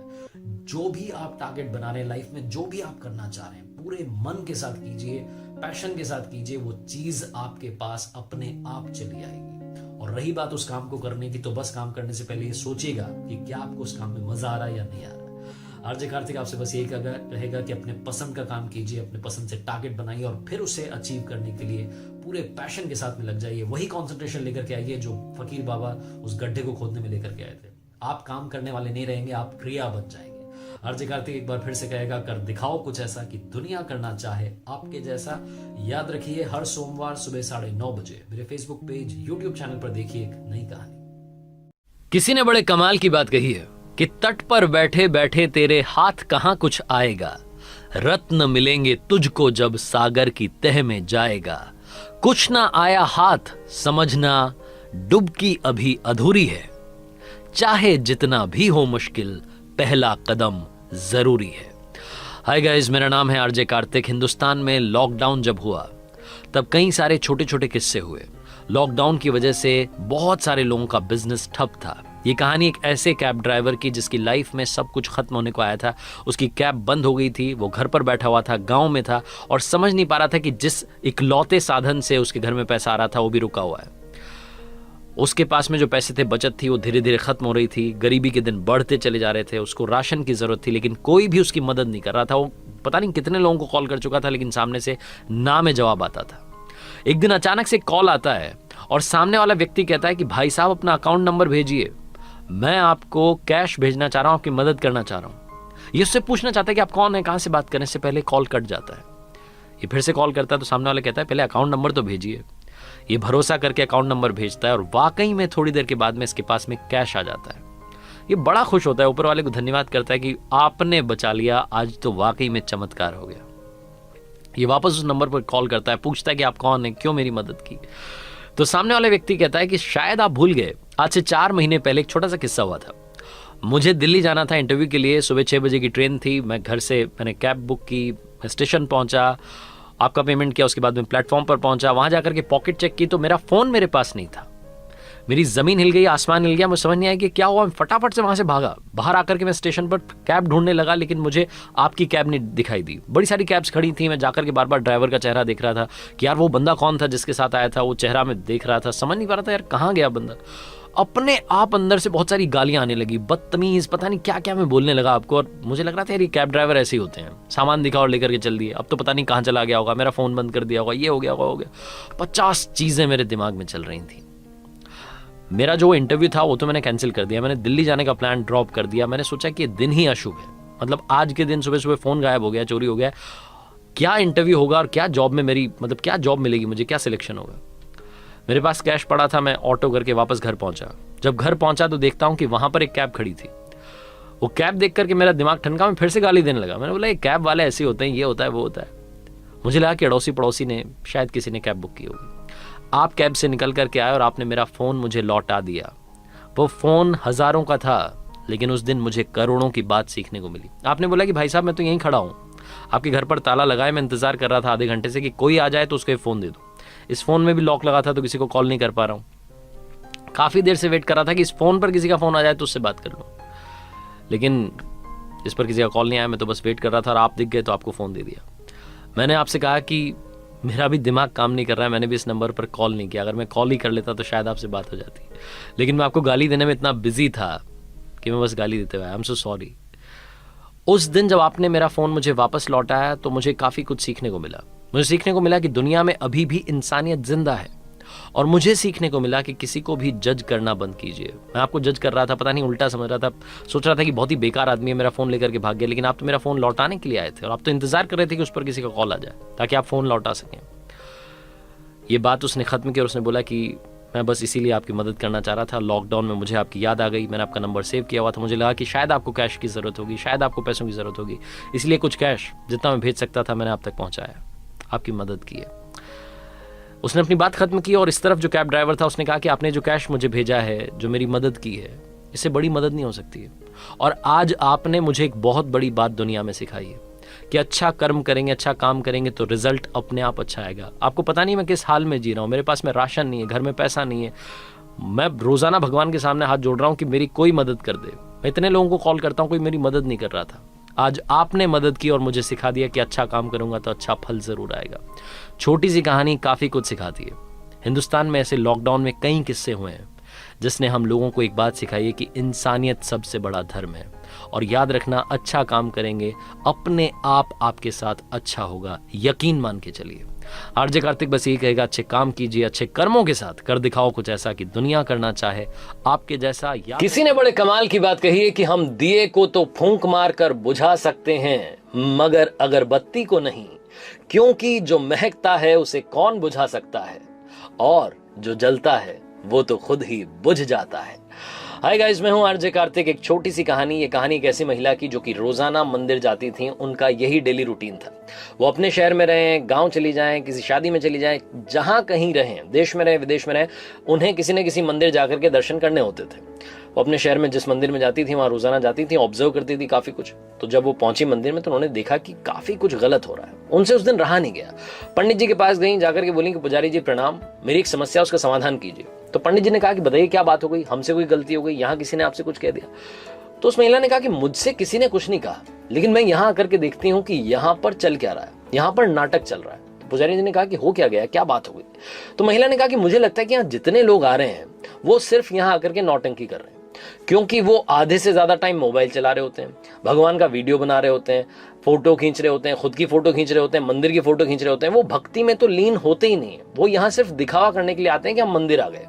कुछ लोग जो होते हैं वो गॉसिप कर रहे होते हैं, बहू की बुराई, सास की बुराई, अपने करियर की बातें, बॉस की बुराई, यहां पर गपशप चल रही होती है। यहां पर भक्ति कम होती है, दिखावा ज्यादा होता है। वो महिला अपनी शिकायत जो थी की जा रही थी। पंडित जी ध्यान से सुन रहे थे। सारी बात खत्म होने के बाद में बोले कि काम कीजिएगा, आपकी सारी समस्या का समाधान आपको कल मिल जाएगा, आपको बस 2 काम करने हैं। बोले कि हाँ बताइए क्या काम करने हैं, महिला ने पूछा। तो पंडित जी ने कहा कि 2 काम कीजिएगा। पहला काम तो ये कि पैदल पैदल आप कल मंदिर आइएगा, आपकी साधन से मत आइएगा, वाहन से। और दूसरा काम, अपने घर से एक लोटे में जल भर के लाइएगा, लोटे को पूरा जल से भर लेना। बस ये ध्यान रखना कि उसमें पानी वानी ना गिर जाए।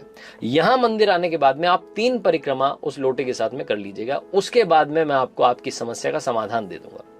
महिला को जो बताया गया था उन्होंने वही किया। पैदल पैदल घर से आई, मंदिर आकर के 3 परिक्रमा की, हाथ में लोटा था, लोटे में जल था, पूरा ऊपर तक भरा हुआ था, पूरा ध्यान था कि पानी वानी ना गिर जाए। सब कुछ हो गया। उसके बाद में जाकर के पंडित जी को प्रणाम किया, बोलेंगे अब बताइए क्या उसका समाधान है, क्यों ये लोग भक्ति में लीन नहीं है, क्यों ये लोग नौटंकी करते हैं? पंडित जी ने कहा कि मेरे कुछ सवाल है, उनका जवाब दीजिए। आज जब आप आई अपने घर से मंदिर तक, क्या आपने आज किसी को गपशप करते देखा? क्या आज आपने किसी को गॉसिप करते देखा? क्या आज आपने किसी को मोबाइल चलाते, वीडियो बनाते, फोटो खींचते देखा? क्या आज आपने देखा कि कोई यहाँ आकर के नौटंकी कर रहा है? तो महिला ने कहा कि नहीं, मैंने आज किसी को नहीं देखा, मेरा कहीं ध्यान नहीं था। तो वो जो पंडित जी थे उन्होंने बोला कि पता है आपका ध्यान क्यों नहीं था? क्योंकि आपका सारा ध्यान इस लोटे पर था कि कहीं इसमें से पानी ना छलक जाए। आपका सारा ध्यान इस पर था कि इसके साथ में मुझे 3 परिक्रमा करनी है, क्योंकि आपका खुद का सारा ध्यान भगवान की भक्ति में था। आपका सारा ध्यान, सारा कॉन्सेंट्रेशन उस लोटे में था। आपने सारी शक्ति भक्ति वहीं पर लगा रखी थी, इसलिए आपके आसपास की दुनिया आपकी नजरों से गायब हो गई। इसीलिए आज आपने पाखंड नहीं देखा। उस महिला को समझ में आ गया कि पंडित जी क्या समझाना चाह रहे थे। दुनिया में अगर आप सक्सेस चाहते हैं, कॉन्सेंट्रेशन इज द की।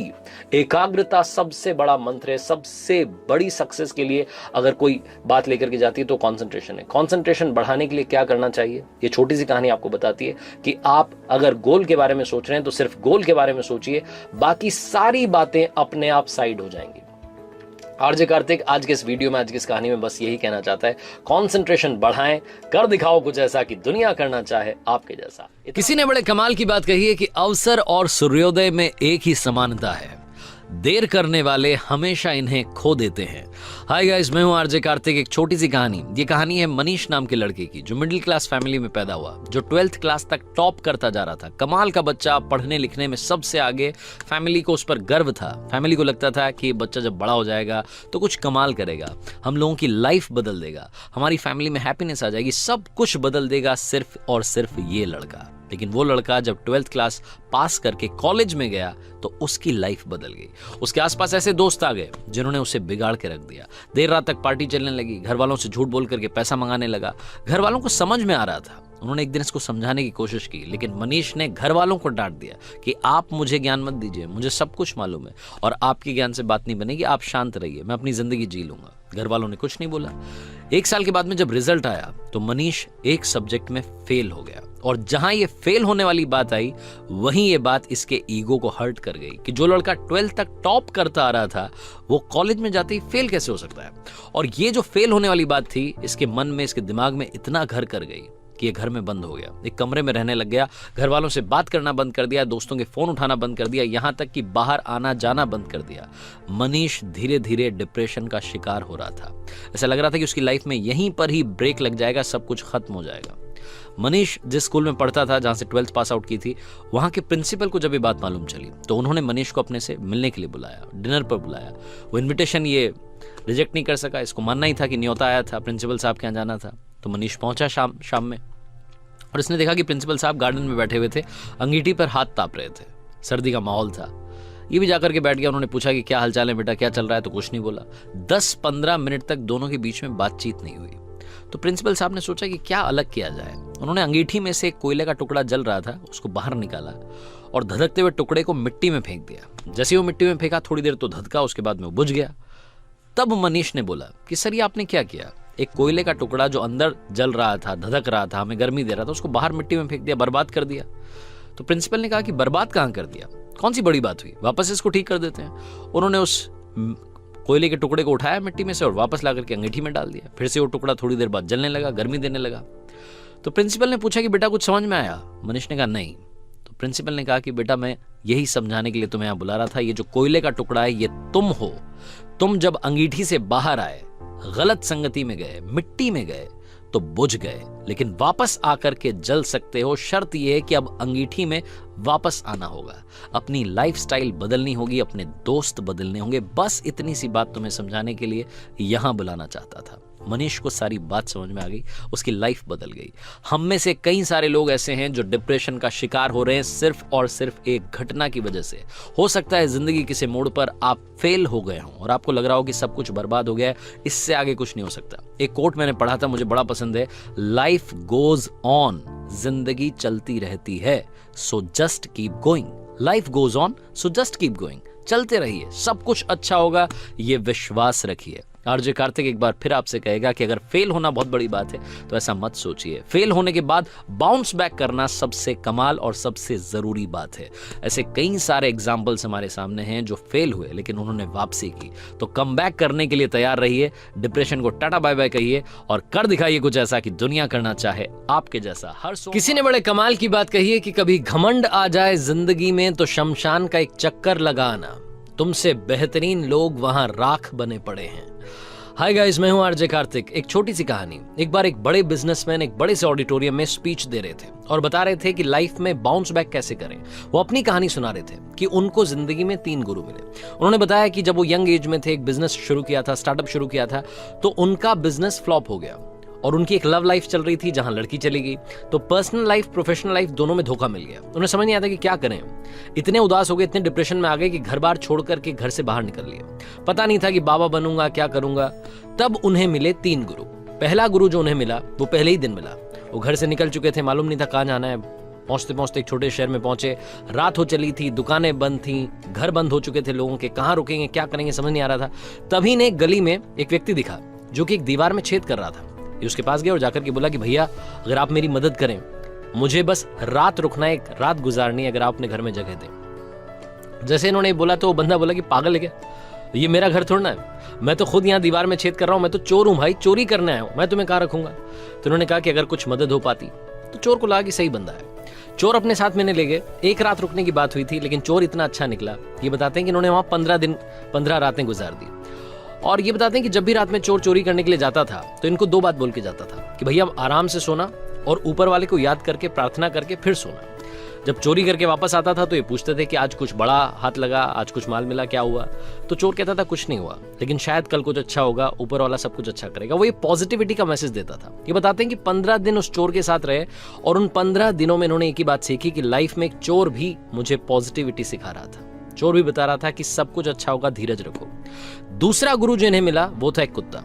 गर्मी के दिन थे, प्यास लग रही थी, रास्ता भटक गए थे, जंगल में थे, तो इन्हें एक जोरदार तरीके से भागता हुआ एक कुत्ता दिखा जो दौड़ता चला जा रहा था। इनको लगा कि पता नहीं क्या हो गया, उसके पीछे पीछे चले तो देखा कि वो कुत्ता दौड़ता हुआ नदी किनारे चला गया। इन्हें भी नदी मिल गई, प्यास बुझाने लगे। कुत्ता भी शायद प्यासा था, वो प्यास बुझाने के लिए बार बार नदी के पास जाता, वापस आता, पास जाता, वापस आता। इन्होंने सोचा कि मैंने तो अपनी प्यास बुझा ली, कुत्ते के साथ क्या चक्कर है। तो इन्हें समझ में आया कि कुत्ता जो था वो नदी के पास जाता, अपनी परछाई देख करके डर जाता, वापस चला जाता, डर जाता, वापस चला जाता। फाइनली कुत्ते ने हिम्मत की और जाकर के सीधी छलांग लगा दी। कुत्ते ने जाकर के अपनी प्यास बुझा ली, वापस भी बाहर आ गया। लेकिन उस छोटी सी घटना ने इन्हें सिखाया कि लाइफ में अगर कहीं भी मुसीबत आ रही है तो एक जंप मारना जरूरी है, क्या पता उस जंप के नीचे से मुसीबत निकल जाए। तीसरा गुरु जो इन्हें मिला वो था एक छोटा सा बच्चा। एक छोटा बच्चा एक गाँव में मोमबत्ती लेकर जा रहा था। तो इन्होंने सोचा कि क्यों ना थोड़ी हंसी मजाक की जाए। उस बच्चे को अपने पास बुलाया और बोला कि बेटा एक बात बताओ, ये जब मोमबत्ती तुमने जलाई होगी तो वो लाइट कहाँ से आई थी जिससे ये मोमबत्ती जली, वो उजाला कहाँ से आया था। तो बच्चे ने सोचा कि तो मेरे मजे ले रहे हैं। तो बच्चे ने अचानक से मोमबत्ती बुझा दी और उसके बाद बोला कि ये जो उजाला गया है कहाँ गया, बताओ ना, आप बताओ कहाँ गया उजाला।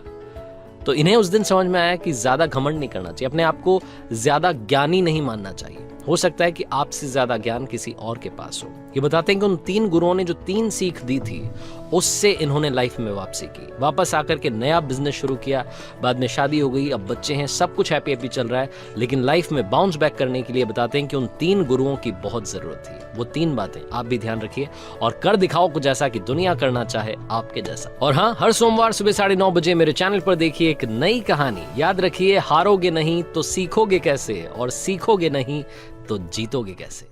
किसी ने बड़े कमाल की बात कही है कि आवाज ऊंची हो तो कुछ लोग सुनते हैं, लेकिन अगर बात ऊंची हो तो बहुत सारे लोग सुनते हैं। हाय गाइस, मैं हूं आरजे कार्तिक। एक छोटी सी कहानी। ये कहानी एक लड़के की, 24 साल का लड़का जो सेठ के यहाँ पर नौकरी करता था। उसके माँ बाप इस दुनिया में नहीं थे, जिंदगी बड़ी परेशानी में चल रही थी। वो जाता था, रोजाना पैसे कमा करके घर आता था, खाना बनाता था, खाता था, सो जाता था। एक दिन उसने देखा कि उसने 4 चपाती और सब्जी बनाई, हाथ मुंह धोकर के वापस आया, तब तक 3 बची। दूसरे दिन भी यही हुआ। तीसरे दिन उसने ध्यान रखा और चूहे को पकड़ लिया। एक चूहा मोटा सा चपाती लेके जा रहा था। चूहे को पकड़ा तो चूहे ने कहा कि भैया मेरी किस्मत का क्यों खा रहे हो, मेरी चपाती तो मुझे ले जाने दो। तो लड़के ने कहा बेटा मेरे पास में ज्यादा पैसा नहीं है, सिर्फ 4 मैंने बनाई है चपाती, उसमें से एक तुम ले जा रहे हो, मैं क्या करूंगा, मेरी जिंदगी ने मुझे बेहाल कर रखा है। तो चूहे ने कहा कि तुम्हारे सारे सवालों के जवाब तुम्हें एक इंसान दे सकता है। लड़के ने पूछा कि कौन है?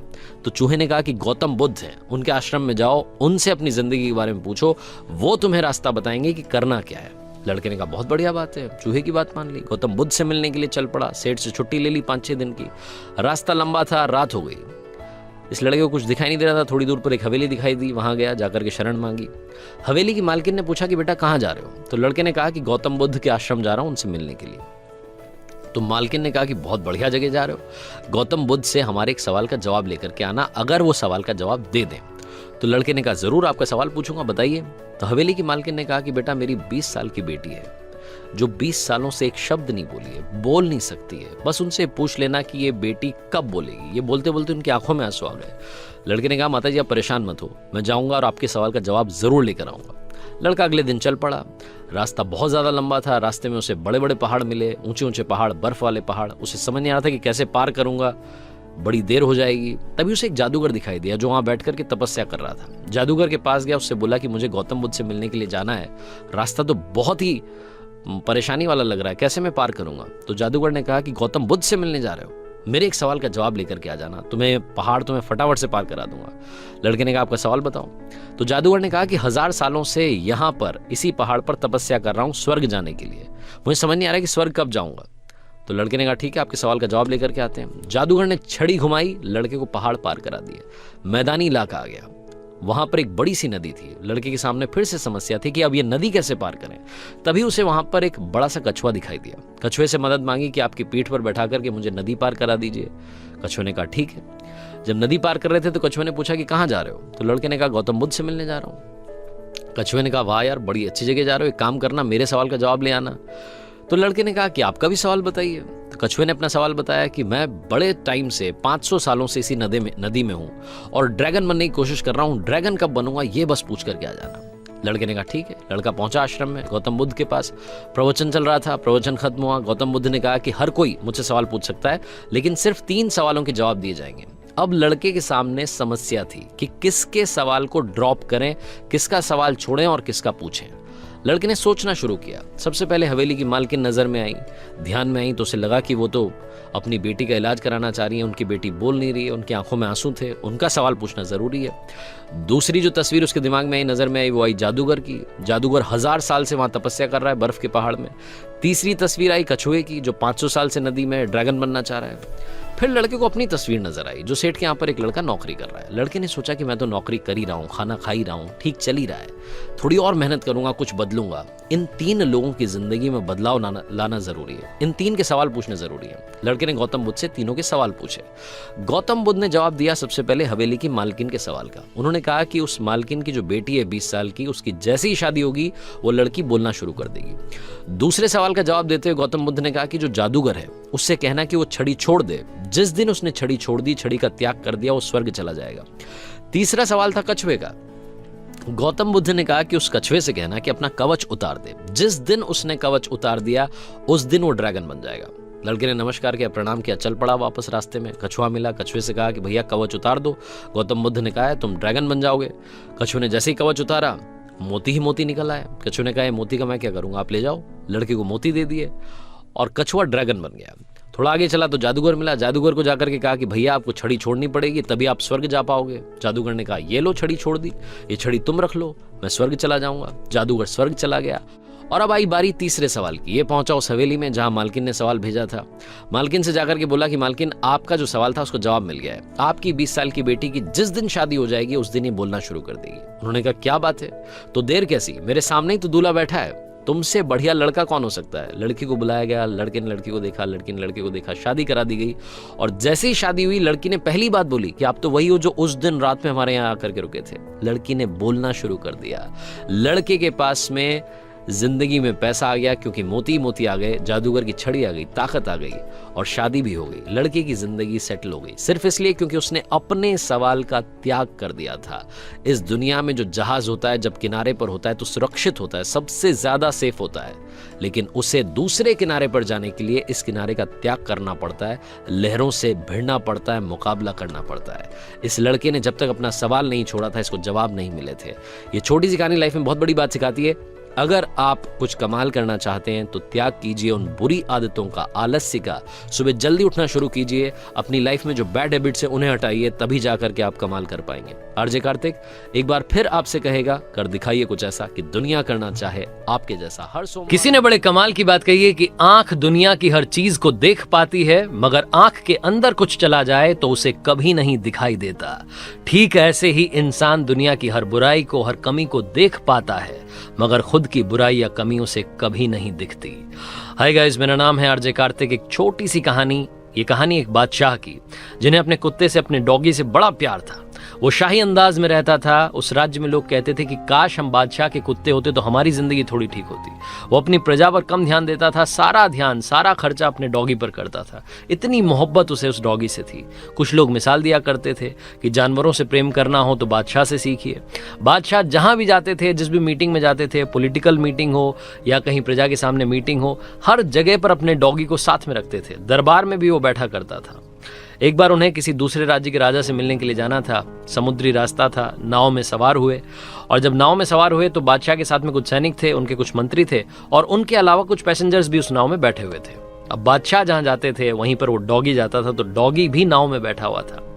ये उस कुत्ते के लिए पहला सफर था जब वो समुद्री रास्ता तय कर रहा था, नाव में बैठा था। वो डॉगी बादशाह के साथ था। जैसे ही नाव रवाना हुई तो पानी में जब नाव चलती है तो जो हलचल होती है उसकी वजह से वो डॉगी अनकंफर्टेबल फील करने लगा। वो असहज महसूस कर रहा था, इधर से उधर उछाले मार रहा था, उछल कूद कर रहा था, इधर से उधर जा रहा था बार बार। तो जो बाकी पैसेंजर्स थे उनको भी डर लग रहा था। हर कोई डॉग के साथ में कंफर्टेबल नहीं होता, तो उनको लग रहा था कि कहाँ मतलब बादशाह अपने साथ में लेकर के आ गए।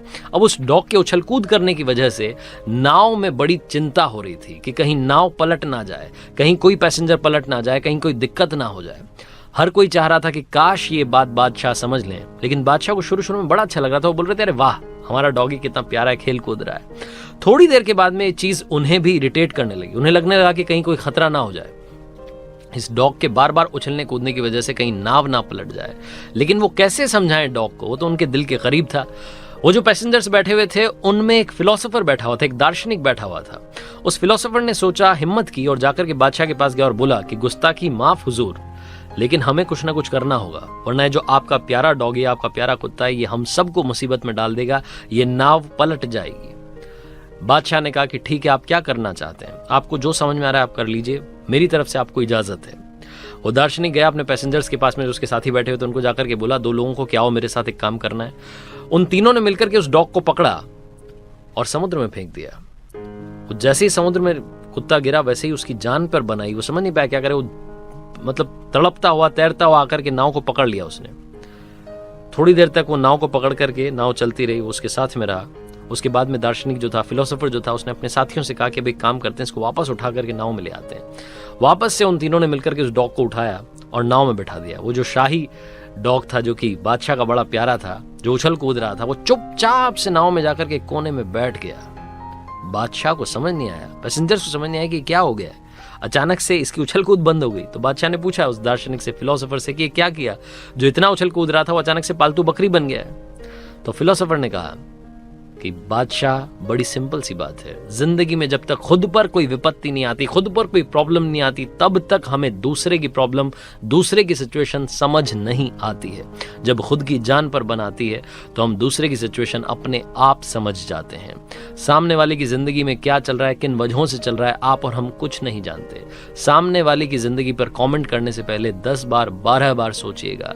ये कहना बड़ा आसान होता है कि लास्ट बॉल पर 6 लग सकता था, लेकिन मैदान में जाकर के उस गेंद का सामना करना जो 150 किलोमीटर पर आवर की स्पीड से आती है, वो एक अलग कहानी होती है।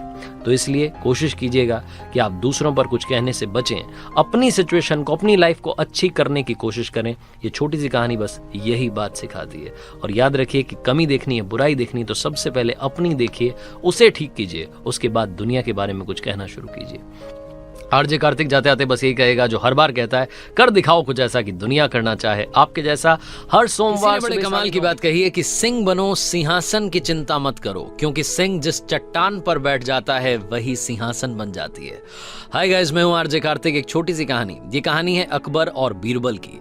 एक बार जहां पनाह अकबर ने बीरबल से कहा कि बीरबल बताओ अविद्या क्या है। बीरबल ने कहा कि महाराज, इस सवाल का जवाब देने के लिए मुझे 4 दिन की छुट्टियां चाहिए। तो अकबर ने पूछा कि छुट्टियां क्यों चाहिए। तो बीरबल ने कहा कि महाराज, मैं परेशान हो गया हूं, आपके सवाल का जवाब देते देते दिमाग थक गया है, दिमाग को थोड़ा आराम चाहिए। 4 दिन के बाद जब वापस आऊंगा तो पक्के से बताऊंगा कि अविद्या क्या है। अकबर ने कहा ठीक है, जैसा तुम्हें मंजूर है। बीरबल को 4 दिन की छुट्टियां मिल गई। वो घर गया। घर जाने के बाद में सीधा मोची के पास गया और मोची के पास जाकर के बोला कि किसी शानदार जूतियां बनाओ जिसे जो देखे देखता रह जाए। तो मोची ने कहा कि कैसी बनानी, थोड़ा बताओ, नापो आप। तो बीरबल ने कहा नापो आप कुछ भी नहीं, 1 बित्ती चौड़ी बना दो, 2 बित्ती लंबी बना दो, आराम से शानदार वाली बना दो, तुम्हें जितना टाइम चाहिए ले लो, लेकिन उनमें हीरे जवाहरात जड़ने हैं तुम्हें और सोने चांदी के तारों से सिलाई करनी है। ऐसी जूतियां बनानी है जिसे देखने के बाद लोगों के मुंह से सिर्फ वाह निकले। तो मोची ने कहा कि जनाब, बनवा किसके लिए रहे हो। तो बीरबल ने कहा कि ज्यादा सवाल जवाब मत करो और बनने के बाद में तुम भूल जाना कि तुमने बनाई है, यही शर्त है। मोची ने कहा मंजूर है। 3 दिन के बाद में मोची ने जूतियां बना दी। बीरबल गए, पैसे दिए, जूतियां ले ली, उससे फिर से कह दिया कि किसी को बताना मत कि तुमने ये बनाई है। बीरबल ने क्या किया, एक जूती अपने घर पर ले जाकर के रख दी और दूसरी जूती जो थी उस जोड़े की, उसको ले जाकर के मस्जिद में फेंक दिया। सुबह सुबह मौलवी साहब पहुंचे नमाज पढ़ने के लिए तो उन्हें वो जूती दिखाई दी। हीरे जवाहरात जड़े हुए थे, सोने चांदी के तारों से सिलाई हो रखी थी। मौलवी साहब को लगा कि ये जूती किसी आम इंसान की तो हो ही नहीं सकती। उन्हें लगा कि ये जूती जरूर ऊपर वाले आए होंगे नीचे, ऊपर वाला आया होगा नीचे नमाज पढ़ने के लिए और उनकी जूती यहां पर छूट गई होगी। मौलवी साहब ने उस जूती को उठाया, अपनी आंखों पर लगाया, माथे से चूमा, सर पर लगाया। उसके बाद में जितने लोग वहां नमाज पढ़ने के लिए आ रहे थे सबको बताया कि देखो भैया, ये जूती छूट गई है और मुझे तो लग रहा है कि आम आदमी की नहीं है, तो ऊपर वाले की है। लोगों ने कहा बिल्कुल सही कह रहे हैं जनाब, ये तो ऊपर वाले की है। हर किसी ने वही किया, सबने चूमा, माथे पर रख लिया। उसके बाद ये बात जंगल में आग की तरह पूरे राज्य में फैल गई। अकबर तक बात पहुंची। जहां पना अकबर ने कहा कि वो जूती हमें ला करके दिखाई जाए। जूती ले जाएगी, उन्हें दिखाई गई। तो अकबर ने देखा तो बोला कि बिल्कुल सही कह रहे हो, ये किसी आम आदमी की जूती हो ही नहीं सकती, ये तो जरूर ऊपर वाले की जूती है। ऊपर वाला नीचे आया होगा, वो आए होंगे तो उन्होंने नमाज पढ़ी होगी और उनकी जूती छूट गई होगी। उन्होंने भी वही किया, माथे से लगा लिया, आंखों से चूम लिया, सर पर रख लिया। उसके बाद में अकबर ने कहा कि एक काम करो, ये बहुत ही नायाब जूती है, इसको ले जा करके अच्छी जगह पर, अच्छे स्थान पर रखो और पूजा करो। इसकी पूजा होनी चाहिए, अच्छे से ध्यान रखना है, यही आपको करना है। अकबर का आदेश था, माना गया। इधर 4 दिन की छुट्टियां बीरबल की खत्म हो गई। बीरबल वापस आया, उसका चेहरा उतरा हुआ था, मुंह उदास था। तो अकबर ने पूछा कि क्या हो गया, तुम तो ऐसे लग रहे हो जैसे घर में किसी की मौत हो गई हो। तो बीरबल ने कहा कि क्या बताऊं जहां पना, हमारे परदादा की जूतियां थी, चोर आए, एक जूती ले गए, एक जूती छोड़ गए, अब हम परेशान चल रहे हैं। वो इतनी हमारे दिल के करीब थी कि हमने आज तक उनको बेचा नहीं था, बस अपने घर में रखा हुआ था। तो अकबर ने कहा कि तुम्हारे पास वो जूती है। बीरबल ने कहा हाँ जी है, आपको दिखाता हूं। तो बीरबल ने जूती दिखाई। अकबर का माथा ठनक गया। अकबर ने कहा वो जूती जो रखवाई है उसको मंगवाओ। वो जूती जहां रखवाई गई थी वहां से मंगवाई गई, जोड़ा जूतियों का बन गया, बीरबल को दिया गया। बीरबल ने कहा कि महाराज, यही अविद्या है। न आपको कुछ पता था, न उनको कुछ पता था, न जिसको मिली उसको कुछ पता था, सब बस भेड़ चाल में चले जा रहे थे। इसे ही अविद्या कहा गया है। इस दुनिया में ये बात हर किस्से पर, हर कहानी पर इंप्लीमेंट होती है। चाहे आप जो काम कर रहे हो, स्टूडेंट हो, जॉब कर रहे हो, कंपनी में काम कर रहे हो, घर में हो, किसी और की बात को मान करके उसे ही सच मान लेना कहां की समझदारी है। Ladies and gentleman, boys and girls, एक बार फिर आरजे कार्तिक कहेगा, इस दुनिया में अगर कुछ कमाल करना है तो अपना ओपिनियन बनाइए, अपना विचार रखिए, उसी को आगे बढ़ाइए। आपकी सोच ही आपको आगे ले जा सकती है, किसी और की सोच से आपका फायदा नहीं होगा। जिंदगी में बनना है तो भेड़ नहीं, सिंह बनो। आरजे कार्तिक फिर कहेगा, अपनी सोच के साथ, अपने हौसले के साथ, मेहनत के साथ, हिम्मत के साथ और ऊपर वाले के आशीर्वाद के साथ कर दिखाओ कुछ ऐसा कि दुनिया करना चाहे। किसी ने बड़े कमाल की बात कही है कि यूं ही नहीं होती हाथों में लकीरों के आगे उंगलियां, रब ने भी किस्मत से पहले मेहनत को बनाया है। हाय गाइस, मैं हूं आरजे कार्तिक। इस वक्त दुनिया जिस हालात में है, कोरोना वायरस से लड़ रहे हैं, हम सब अपने अपने घरों में बंद हैं। आज की कहानी हम सब के नाम है। इस वक्त जब हम अपने घर में हैं तो आप सोच रहे होंगे कि क्या हम अपने घर में रह करके कुछ कमाल कर सकते हैं, कुछ नया कर सकते हैं, कुछ प्रोडक्टिव कर सकते हैं, कुछ ऐसा काम कर सकते हैं जिससे हमें सक्सेस मिल जाए। तो आज की कहानी आपके लिए, हमारे लिए, हम सब के लिए। ये कहानी है 1661 की। 1661 में आइजैक न्यूटन, जिन्होंने कैम्ब्रिज यूनिवर्सिटी में एडमिशन लिया, वो सोचते थे कि जो वो पढ़ाई कर रहे थे, जो सिलेबस पढ़ रहे थे, वो बड़ा आउटडेटेड था। वो सोचते थे कि कुछ नया कॉन्सेप्ट आना चाहिए, कुछ नई रिसर्चेस आनी चाहिए, कुछ नया होना चाहिए, लेकिन वैसा कुछ हो नहीं रहा था। 4 साल तक वो वहाँ पढ़ाई कर रहे थे, लेकिन उन्हें खुद भी कुछ टाइम नहीं मिल पा रहा था एक्स्ट्रा करने के लिए। 1665 में दुनिया में ब्यूबोनिक नाम की महामारी फैल गई, पैंडेमिक फैल गया ब्यूबोनिक, और जिसकी वजह से जो आज हालात बने हैं वही हालात तब बनने लगे। सब कुछ बंद होने लगा, शटडाउन होने लगा, लॉकडाउन होने लगा। कैम्ब्रिज यूनिवर्सिटी भी इंग्लैंड में बंद हो गई, बच्चों की छुट्टियां हो गई। आइजैक न्यूटन जो है अपने घर गए। वुल्सथॉर्प मैनर में जब वो पहुंचे अपने घर पर, तो वो जाकर के सेल्फ आइसोलेशन में चले गए। जिस तरीके से हम सब लोग अपने अपने घरों में बंद हैं, सेल्फ आइसोलेशन में, वैसे ही आइजैक न्यूटन सेल्फ आइसोलेशन में थे, अपने घर में थे। और घर में रह करके वो सोचने लगे उन सब बातों को जो वो कॉलेज में सोचा करते थे, जहां उन्हें टाइम नहीं मिल पाता था। यहाँ उनके पास में टाइम ही टाइम था। जब वो सेल्फ आइसोलेशन में थे तो एक दिन बगीचे में थे और तब उन्होंने देखा सेब को नीचे गिरते हुए, वो एप्पल नीचे गिरते हुए देखा। और तब आइजैक न्यूटन ने उस नेगेटिविटी के माहौल में पॉजिटिविटी ला करके इस दुनिया को दिया यूनिवर्सल लॉ ऑफ ग्रेविटी। आप सोच सकते हैं उस वक्त जब दुनिया भर में नकारात्मकता फैली हुई थी, आइजैक न्यूटन अपने अंदर पॉजिटिविटी लेकर के आगे बढ़ रहे थे, कुछ नया सोच रहे थे, कुछ नया करना चाह रहे थे। ये छोटी सी कहानी हमें सिखाती है कि हम जिंदगी में कुछ कमाल कर सकते हैं। उसके लिए ज़रूरी है कि हम अपने आप को एनालाइज करें। आज की जो कहानी है, इसके माध्यम से 3-4 बातें और करना चाहता हूँ। ये पहली बात जो है, उन सारे लोगों के नाम हैं जो वर्कaholic हैं, कंपनीज में काम कर रहे हैं, प्रोजेक्ट्स पर काम करते हैं और सोचते हैं कि यार मुझे अपने लिए कुछ नया करने का टाइम नहीं मिलता है, कुछ नया प्रोजेक्ट बनाने का टाइम नहीं मिलता है। आप घर में रह करके कुछ नया कर सकते हैं, कुछ नया सोच सकते हैं। दूसरी बात स्टूडेंट्स के लिए, जो स्टूडेंट्स ये सोचते हैं कि जो सिलेबस पढ़ रहा हूँ बड़ा ही बोर वाला है, कुछ नया इंटरेस्टिंग पढ़ने को नहीं मिलता है, कुछ नया सीखने को नहीं मिलता है। आप अपने अपने घरों में रह करके कुछ नया सीख सकते हैं इंटरनेट के माध्यम से। अब जो मैं बात कहना चाह रहा हूँ, ये बात उन लोगों के लिए है जो सारे लोग ये कहते हैं कि मुझे तो फैमिली को टाइम देने के लिए टाइम ही नहीं है, मेरे पास में तो अपने परिवार के लिए टाइम नहीं है। तो अब आपके पास में टाइम आया है। अपनों के साथ रहिए, प्यार मोहब्बत में रहिए और इसी के साथ में कुछ नया सीखते रहिए। घर में कुकिंग सीख लीजिए, काफ़ी कुछ है जो आप वहाँ घर में रह करके एक्सप्लोर कर सकते हैं। वो वक्त अब आ चुका है। आरजे कार्तिक आपसे कहेगा कि जब आप अपनों के साथ होते हैं, वो जो माहौल बनता है खुशनुमा सा, उससे जो पॉजिटिविटी आती है, अपने आप आपके अंदर इतनी एनर्जी आ जाएगी कि आप कुछ नया करने के लिए तैयार रहेंगे। और चौथी बात, सबसे ज़रूरी बात मैं करना चाहता हूँ उन लोगों से जो लोभी बन चुके हैं। कोरोना वायरस फैला हुआ है, पैंडेमिक फैला हुआ है, ऐसे वक्त में भी दाम बढ़ा करके चीज़ें बेच रहे हैं। सैनिटाइज़र के दाम बढ़ा दिए, मास्क के दाम बढ़ा दिए। ये दाम बढ़ा करके आप अपनी आत्मा को कैसे सैनिटाइज करेंगे, ये तो सोचिएगा। जाते जाते एक आखिरी सच्चा किस्सा है रतलाम का। रतलाम के एक डॉक्टर साहब हैं, चाइना में पोस्टेड हैं। जब ये कोरोना फैला तो उनकी माँ ने उनसे रिक्वेस्ट की, बोला कि बेटा घर आ जाओ बहू को लेकर के, लेकिन डॉक्टर साहब ने मना कर दिया। उन्होंने बोला कि माँ इस वक्त चाइना में, यहाँ वुहान में मेरी ज़्यादा ज़रूरत है। तो वुहान गए, क्वारंटाइन वार्ड में पोस्टेड हैं, वहाँ पर लगातार मेडिकल सर्विसेज दे रहे हैं, वो और उनकी वाइफ। और जब भी कभी बात होती है माँ से यहाँ रतलाम में, इंडिया में, तो उनको वीडियो कॉल पर दिखाते हैं कि माँ देखो पेशेंट्स ठीक हो गए हैं, पेशेंट्स के चेहरे मुस्कुरा रहे हैं। वो बताते हैं कि माँ आज मैंने लोगों को ठीक कर दिया। कितना बड़ा काम कर रहे हैं। नाम है उनका डॉक्टर रमेश, उनको भी मेरा सलाम है। इन सभी रियल लाइफ हीरोज को हमारा सलाम है, प्रणाम है। एक बार फिर आपसे कह रहा हूं, ये वक्त है एक दूसरे का साथ निभाने का, कुछ नया सीखने का, जिंदगी में आगे बढ़ने का। कर दिखाओ कुछ ऐसा कि दुनिया करना चाहे आपके जैसा। याद रखिए, किसी ने बड़े कमाल की बात कही है कि मुद्राओं पर बिके हुए लोग, सुविधाओं पर टिके हुए लोग, बरगद की बातें करते हैं गमले में उगे हुए लोग। हाय गाइस, मैं हूं आरजे कार्तिक। एक छोटी सी कहानी। ये कहानी एक ऐसे बंदे की जो मिडिल क्लास फैमिली में पैदा हुआ। उसका बड़ा सपना था कि उसे जॉब मिले, वो कंपनी में जाकर के काम करे, प्रमोशन पाए, लाइफ बदल दे। जैसे उसकी जॉब लगी, घर वाले बड़े खुश थे कि अब हमारा लिविंग स्टैंडर्ड बढ़ने वाला है। हमारा बच्चा जब जॉब पा चुका है तो अब धीरे धीरे इसका प्रमोशन होगा, ये जिंदगी में आगे बढ़ेगा, इसके साथ हम भी बढ़ेंगे। बहुत सारे सपने थे। इस बंदे ने जॉब शुरू की और कब वो जॉब इसकी रूटीन जॉब में बदल गई, बिल्कुल ऐसा हो गया था कि जैसे बच्चा स्कूल जाता है वापस आता है, स्कूल जाता है वापस आता है, स्कूल जाता है वापस आता है। वो रूटीन इसका जॉब हो गया था। इसके पास में कुछ सपना था ही नहीं। वो सपने खत्म होने लगे थे, वो पैशन खत्म होने लगा था। धीरे धीरे धीरे धीरे ये सब कुछ नॉर्मल हो गया था। प्रमोशन कहां से मिलेगा? 5 साल इस बंदे को एक ही जॉब करते हुए हो गया। ना प्रमोशन हो रहा था, ना कुछ हो रहा था। 5 साल के बाद में इस बंदे की लाइफ में यू टर्न आ गया।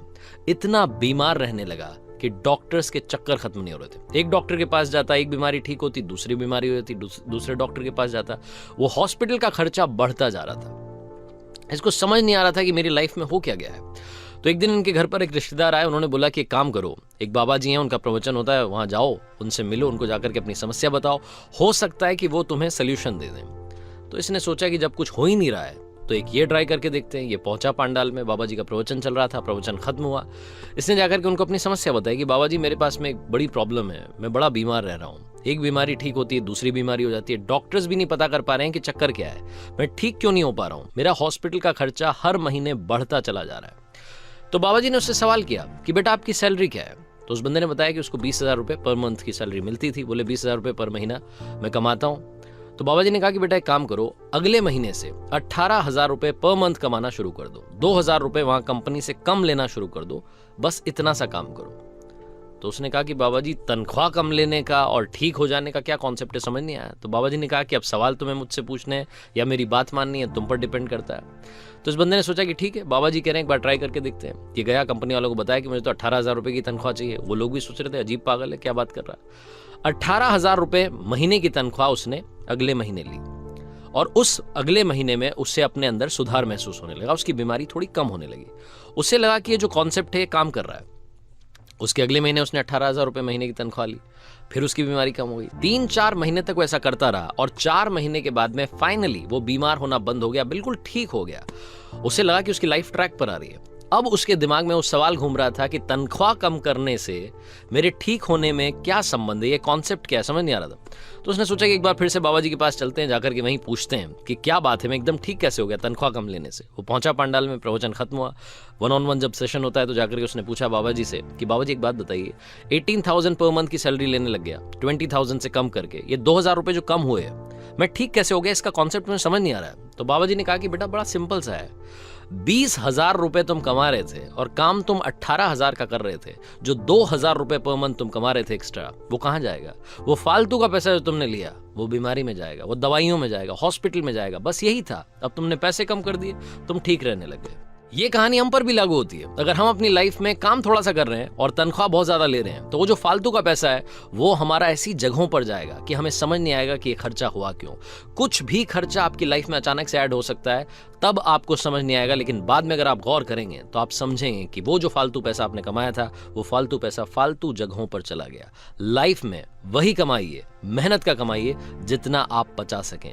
जिंदगी में मेहनत की कमाई हमेशा साथ देती है, और जो मेहनत के बिना कमाई होती है, जो फालतू का पैसा होता है, चाहे वो रिश्वत का पैसा हो, किसी और चीज का पैसा हो, वो कभी फलता फूलता नहीं है।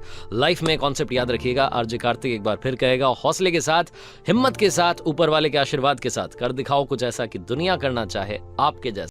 किसी ने बड़े कमाल की बात कही है कि अब मुझे अलार्म की जरूरत नहीं पड़ती, क्योंकि मेरा पैशन ही मुझे हर सवेरे जगा देता है। हाय गाइस, मैं हूं आरजे कार्तिक। एक छोटी सी कहानी। ये कहानी एक बुजुर्ग दंपति की। एक बुजुर्ग कपल जो इंडिया में रहता था, एक सिटी में, आउटस्कर्ट्स में, जहां नई नई कॉलोनीज डेवलप होती हैं। मुश्किल से 4-5 मकान इनकी कॉलोनी में थे। हमेशा इन्हें सिक्योरिटी का डर था। इनका बेटा इन्हें छोड़ करके फॉरेन में सेटल हो चुका था अपनी वाइफ के साथ में, क्योंकि उसकी वाइफ नहीं चाहती थी कि वो इंडिया में सास ससुर की मदद करे। ये बुजुर्ग कपल जिस कॉलोनी में रहते थे, वहां इन्हें हमेशा डर रहता था कि कहीं कोई घटना ना हो जाए, इसलिए ज्यादा घर से बाहर नहीं निकलते थे। लेकिन फिर भी रूटीन था, हर सवेरे मॉर्निंग वॉक के लिए सनराइज होने के बाद में निकल जाते थे। दोनों पति पत्नी घूम करके घर आते थे, चाय पीते थे, अपना रूटीन फॉलो करते थे। एक दिन ऐसे निकले हुए थे घूमने के लिए, तो इन्होंने देखा कि एक लड़का तेजी से साइकिल चलाता हुआ जा रहा है और उसकी साइकिल पर पीछे फावड़ा बंधा हुआ था। इन्होंने ज्यादा ध्यान नहीं दिया कि होगा कोई। दूसरे दिन फिर से उसी टाइम पर वो लड़का दिखा, तीसरे दिन फिर से दिखा, चौथे दिन दिखा। तो 5वें दिन जो आंटी जी थी उन्होंने अंकल जी से पूछ ही लिया कि मुझे लगता है कि कुछ तो गड़बड़ है, क्यों ना हम पता करें, कहीं ये लड़का कोई गलत काम तो करने नहीं जा रहा है। तो उन्होंने कहा कि क्या मतलब है, छोड़ो ना। लेकिन वाइफ की डिमांड थी, वो बोल रही थी कि हमें चेक करना चाहिए, हो सकता है हमारी कॉलोनी में कुछ गड़बड़ हो रही हो, तो टाल नहीं सके। अगले दिन अंकल जी ने डिसाइड किया कि हम दोनों साथ में चलेंगे और इस साइकिल वाले का पीछा करेंगे कि ये जा कहाँ रहा है। तो अगले दिन फिर से ये साइकिल वाला आया, फावड़ा पीछे बंधा हुआ था, तेज से लड़का निकला, उसके पीछे पीछे अंकल जी आंटी जी जाने लगे। थोड़ी दूर गए तो उन्होंने देखा कि उसने साइकिल खड़ी कर दी है। एक बड़े से पेड़ के पास में खाली सी जमीन थी जिसे वो लड़का खोदने लग गया। ये दोनों कुछ देर देखते रहे कि कर क्या रहा है, कहीं कुछ गड़बड़ तो नहीं है, लेकिन लड़का जमीन खोदे जा रहा था, खोदे जा रहा था, खोदे जा रहा था। फाइनली इन्होंने हिम्मत करके उससे पूछा कि भैया एक बात बताओ, आप ये जमीन क्यों खोद रहे हो? तो उस लड़के ने कहा कि अंकल जी मैं आपको रोज देखता हूँ, आप दोनों घूमने के लिए निकलते हैं, आपको मुझसे घबराने की, मुझसे डरने की जरूरत नहीं है, और यहाँ जमीन इसलिए खोद रहा हूँ क्योंकि मेरी नई नई नौकरी लगी है। तो उन्होंने पूछा कि कहाँ नौकरी लगी है, ऐसा कौन सा काम है जिसमें जमीन खोदनी है? तो उस लड़के ने कहा कि बड़े दिन से बेरोजगार था, फाइनली मुझे फार्म हाउस में काम मिला है और उन्हें ऐसे लड़के की जरूरत है जिसे खेतों में काम करने का अनुभव हो। मेरे पास में कोई भी एक्सपीरियंस नहीं है, इसलिए मैं रोजाना यह फावड़ा लेकर के आता हूँ, जमीन खोदने की प्रैक्टिस करता हूँ, ताकि जैसे ही वहां नौकरी पर काम शुरू हो उसके बाद मुझे नौकरी से निकाल ना दिया जाए। इसलिए रोजाना मेहनत कर रहा हूँ, कोशिश कर रहा हूँ। उस लड़के की बात सुनने के बाद में ये जो बुजुर्ग कपल थे उन्होंने उसको आशीर्वाद दिया और बोला कि बहुत बढ़िया बात है, प्रयास ही जिंदगी में सब कुछ है।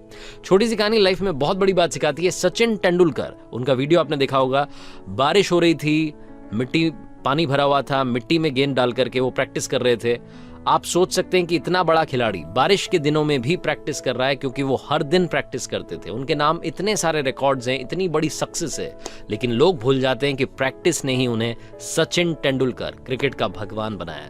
लाइफ में आप भी याद रखिए, लाइफ का सिर्फ एक मंत्र है, practice makes a man perfect. मैं बोलता हूं प्रैक्टिस मेक्स एवरीवन परफेक्ट। कर दिखाओ कुछ ऐसा कि दुनिया करना चाहे आपके जैसा। किसी ने बड़े कमाल की बात कही है कि पत्नी जब खुद के मां बनने का समाचार सुनाए और वो समाचार सुनकर खुशी के आंसू टप टप गिरने लगे, तब आदमी पुरुष से पिता बनता है। जब नर्स कपड़ों में लिपटा हुआ कुछ पाउंड का जीव हाथों में सौंपे और उस जीव के हाथों में आते ही जिम्मेदारी के प्रचंड बोझ का एहसास होने लगे, तब आदमी पुरुष से पिता बनता है। रात रात भर जागकर पत्नी को यह कहना कि आप सो जाओ, मैं बच्चे को आराम से सुला दूंगा, तब आदमी पुरुष से पिता बनने लगता है।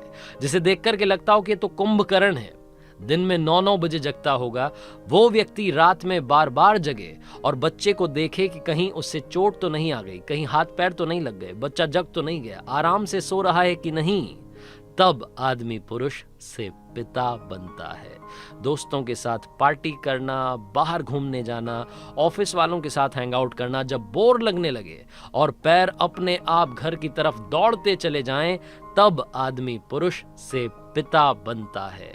हमने तो कभी लाइन में खड़ा होना नहीं सीखा, ये बोल करके ब्लैक में टिकट लेने वाला जब बच्चे के स्कूल के एडमिशन फॉर्म को लेने के लिए सुबह 8 बजे से ईमानदारी के साथ लाइन में खड़ा हो जाए, तब आदमी पुरुष से पिता बनता है।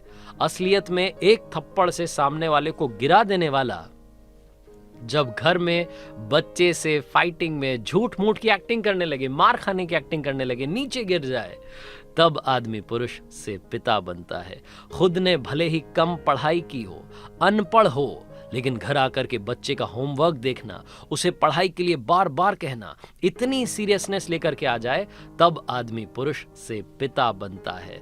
खुद अपने कल की मेहनत पर ऐश करने वाला जब चीजों के लिए कॉम्प्रोमाइज करने लगे, बच्चे की खुशी के लिए अपनी खुशी कुर्बान करने लगे, तब आदमी पुरुष से पिता बनता है। ऑफिस में बॉस कईयों को ऑर्डर देने वाला, इंस्ट्रक्शंस देने वाला जब घर आकर के बच्चे के इंस्ट्रक्शन ध्यान से सुनने लगे, तब आदमी पुरुष से पिता बनता है।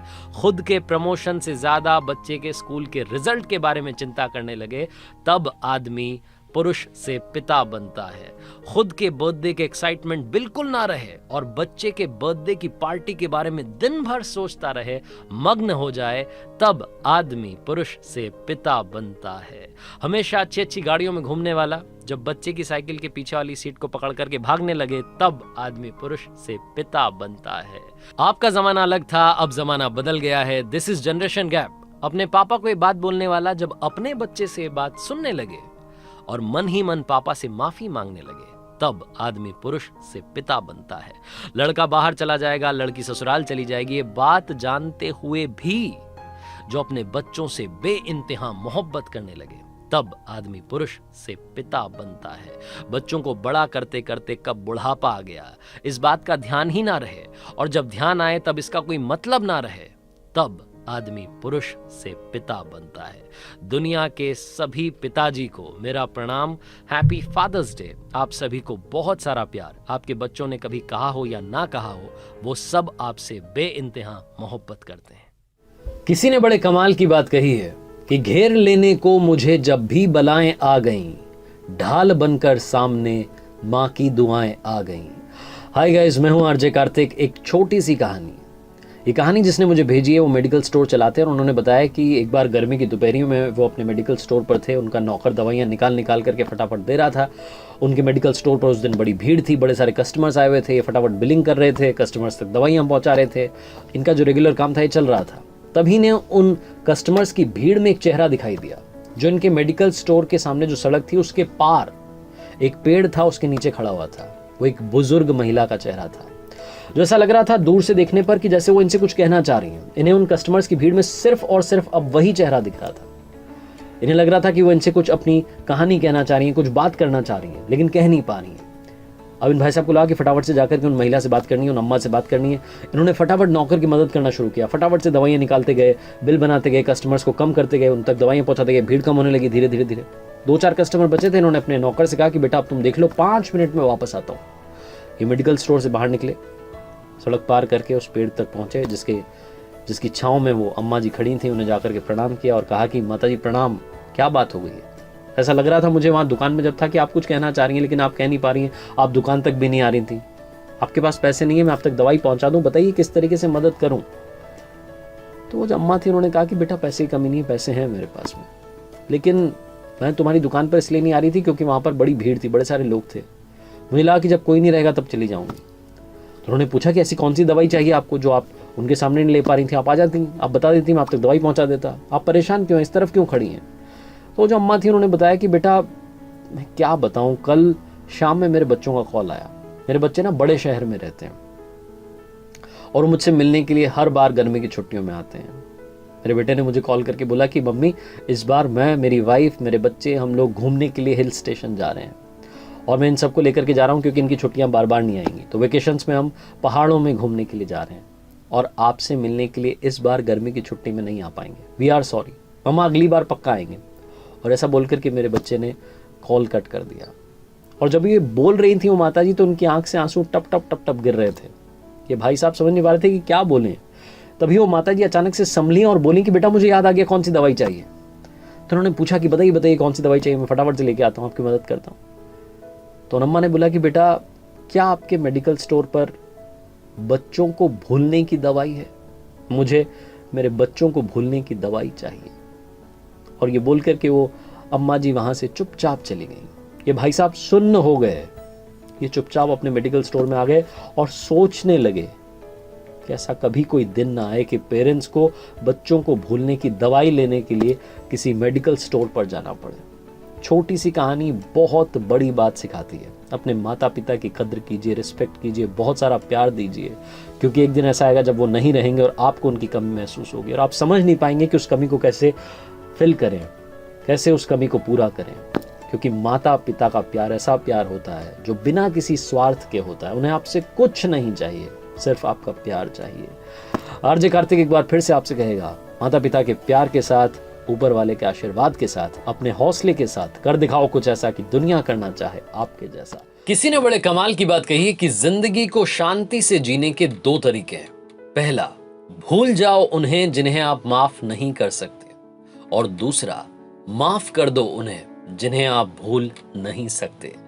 हाय गाइस, मैं हूं आरजे कार्तिक। एक छोटी सी कहानी आपके लिए। ये कहानी एक ऐसे व्यक्ति की जो कि ऑफिस में जॉब किया करता था। ऑफिस के वर्क प्रेशर की वजह से बड़ा परेशान था, फ्रस्ट्रेटेड रहता था कि इतना सारा काम है, बॉस की डांट सुनने को मिलती है। वो वही जो गुस्सा था ऑफिस का घर आकर के बच्चों पर निकालता था, बीवी पर निकालता था, घर में झगड़ा करता था।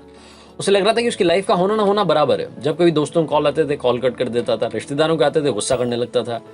एक दिन ये बंदा अपने घर में ऐसे ही बैठा हुआ था, इसका बच्चा इसके पास में और आकर के बोला कि पापा मेरी हेल्प कर दीजिए, मुझे होमवर्क करवा दीजिए। तो इसने अपने बच्चे को डांट दिया और डांट करके भगा दिया कि जाओ यहाँ से, मैं होमवर्क करने के लिए बैठा हूँ यहाँ पर। थोड़ी देर के बाद में जब इसका गुस्सा ठंडा हुआ तो इसको लगा कि यार जाकर के एक बार बच्चे की मदद करनी चाहिए, उसकी हेल्प करनी चाहिए, उसका होमवर्क करवाना चाहिए। तो ये उस बच्चे कमरे में पहुंचा तो जाकर के देखता है कि बच्चा सो चुका था। बच्चे ने होमवर्क की जो कॉपी अपने सिर पर ऐसे रखी हुई थी, होमवर्क करते करते ही सो गया था। तो इसने कॉपी उठाई और उसको लगा कि उस कॉपी को नीचे रख देते हैं ताकि बच्चा आराम से सो सके। लेकिन जैसे ही ये कॉपी नीचे रखने वाला था, इसने पढ़ा कि उसमें लिखा क्या हुआ है। इसको लगा कि एक बार पढ़ लेते हैं, बच्चा काम क्या कर रहा था ऐसा जिसमें मदद चाहिए थी। तो जो होमवर्क था उसका टाइटल था वो काम जो हमें शुरू में अच्छे नहीं लगते लेकिन बाद में धीरे धीरे धीरे अच्छे लगने लगते हैं। इस टाइटल पर बच्चे को कैसे लिखना था। बच्चे ने एक पैराग्राफ लिख दिया था। तो इस बंदे ने पढ़ना शुरू किया। बच्चे ने सबसे पहले लिखा था थैंक यू सो मच उन फाइनल एग्जाम्स का जो शुरू में हमें अच्छे नहीं लगते लेकिन उनकी वजह से बाद में समर वेकेशंस आ जाती हैं। थैंक यू सो मच उन बेस्वाद कड़वी लगने वाली दवाइयों का जो शुरू में तो बिल्कुल अच्छी नहीं लगती लेकिन बाद में उनकी वजह से हम सब ठीक हो जाते हैं। उस बच्चे ने आगे लिखा कि थैंक यू सो मच उस अलार्म क्लॉक का जो सुबह सुबह हमें जगा देती है, हमें अच्छा नहीं लगता लेकिन उसकी वजह से जो हम जाग जाते हैं तो हमें मालूम चलता है कि हम जिंदा हैं। थैंक यू सो मच ऊपर वाले का, भगवान को भी बच्चे ने थैंक यू कहा कि आपकी वजह से मेरे पापा मेरी जिंदगी में आए। मेरे पापा जो शुरू में तो मुझे डांटते हैं, मुझे बिल्कुल अच्छा नहीं लगता लेकिन बाद में मुझे घुमाने के लिए ले जाते हैं, अच्छा अच्छा खाना खिलाते हैं, खिलौने दिलाते हैं। तो ऊपर वाले आपका धन्यवाद कि आपने पापा को मेरी लाइफ में भेजा क्योंकि मेरे दोस्त के तो पापा ही नहीं है। ये जो आखिरी की लाइन थी, इस लाइन ने इस बंदे को झकझोर दिया, अंदर तक हिला करके रख दिया। ये नींद से जाग गया और इसको लगा कि इसकी लाइफ में क्या कुछ है जो होते हुए भी ये मिस कर रहा है। उस बच्चे के ऐसे को कॉपी करते हुए बंदा बड़बड़ाने लगा, बोलने लगा कि हे ऊपर वाले थैंक यू सो मच, आपकी वजह से मेरे पास में घर है, कईयों के पास में तो घर भी नहीं है। क्या हुआ अगर मैं EMI चुका रहा हूं तो मेरे पास घर तो है। उसके बाद इसने बोला कि थैंक यू सो मच ऊपर वाले, आपकी वजह से मेरे पास में परिवार है, कईयों के पास में तो परिवार नहीं होता, वो दुनिया में अकेले होते हैं। इस बंदे ने बोला कि थैंक यू सो मच ऊपर वाले, आपकी वजह से मेरे पास में ऑफिस है, वर्क प्रेशर है। क्या हुआ थोड़ा सा काम का प्रेशर है तो मेरे पास में जॉब तो है, कईयों के पास में तो जॉब होती ही नहीं है। हे ऊपर वाले थैंक यू सो मच इस लाइफ के लिए कि आपने मुझे जिंदगी दी। छोटी सी कहानी बहुत बड़ा पॉजिटिविटी का मंत्र देती है। जिंदगी में जो मिला है उसमें खुशियां ढूंढना शुरू कीजिए और इन्हीं खुशियों को ढूंढते ढूंढते जिंदगी का दायरा बड़ा करने की कोशिश कीजिए क्योंकि जब आप अपने हौसले को बुलंद रखेंगे तो ऐसा कुछ भी नहीं है जो आप पा नहीं सकते। अचीव करने के लिए पूरा जहां पड़ा है, बस आपने अपनी शक्तियों को समेटना है। और एक बार फिर से बोलूंगा, कर दिखाओ कुछ ऐसा कि दुनिया करना चाहे आपके जैसा। कर दिखाना है कुछ ऐसा कि दुनिया आपकी तरफ देखे। तो आरजे कार्तिक की कहानी बस इतनी सी। अगले हफ्ते मिलेंगे, अगले सोमवार सुबह 9:30 बजे।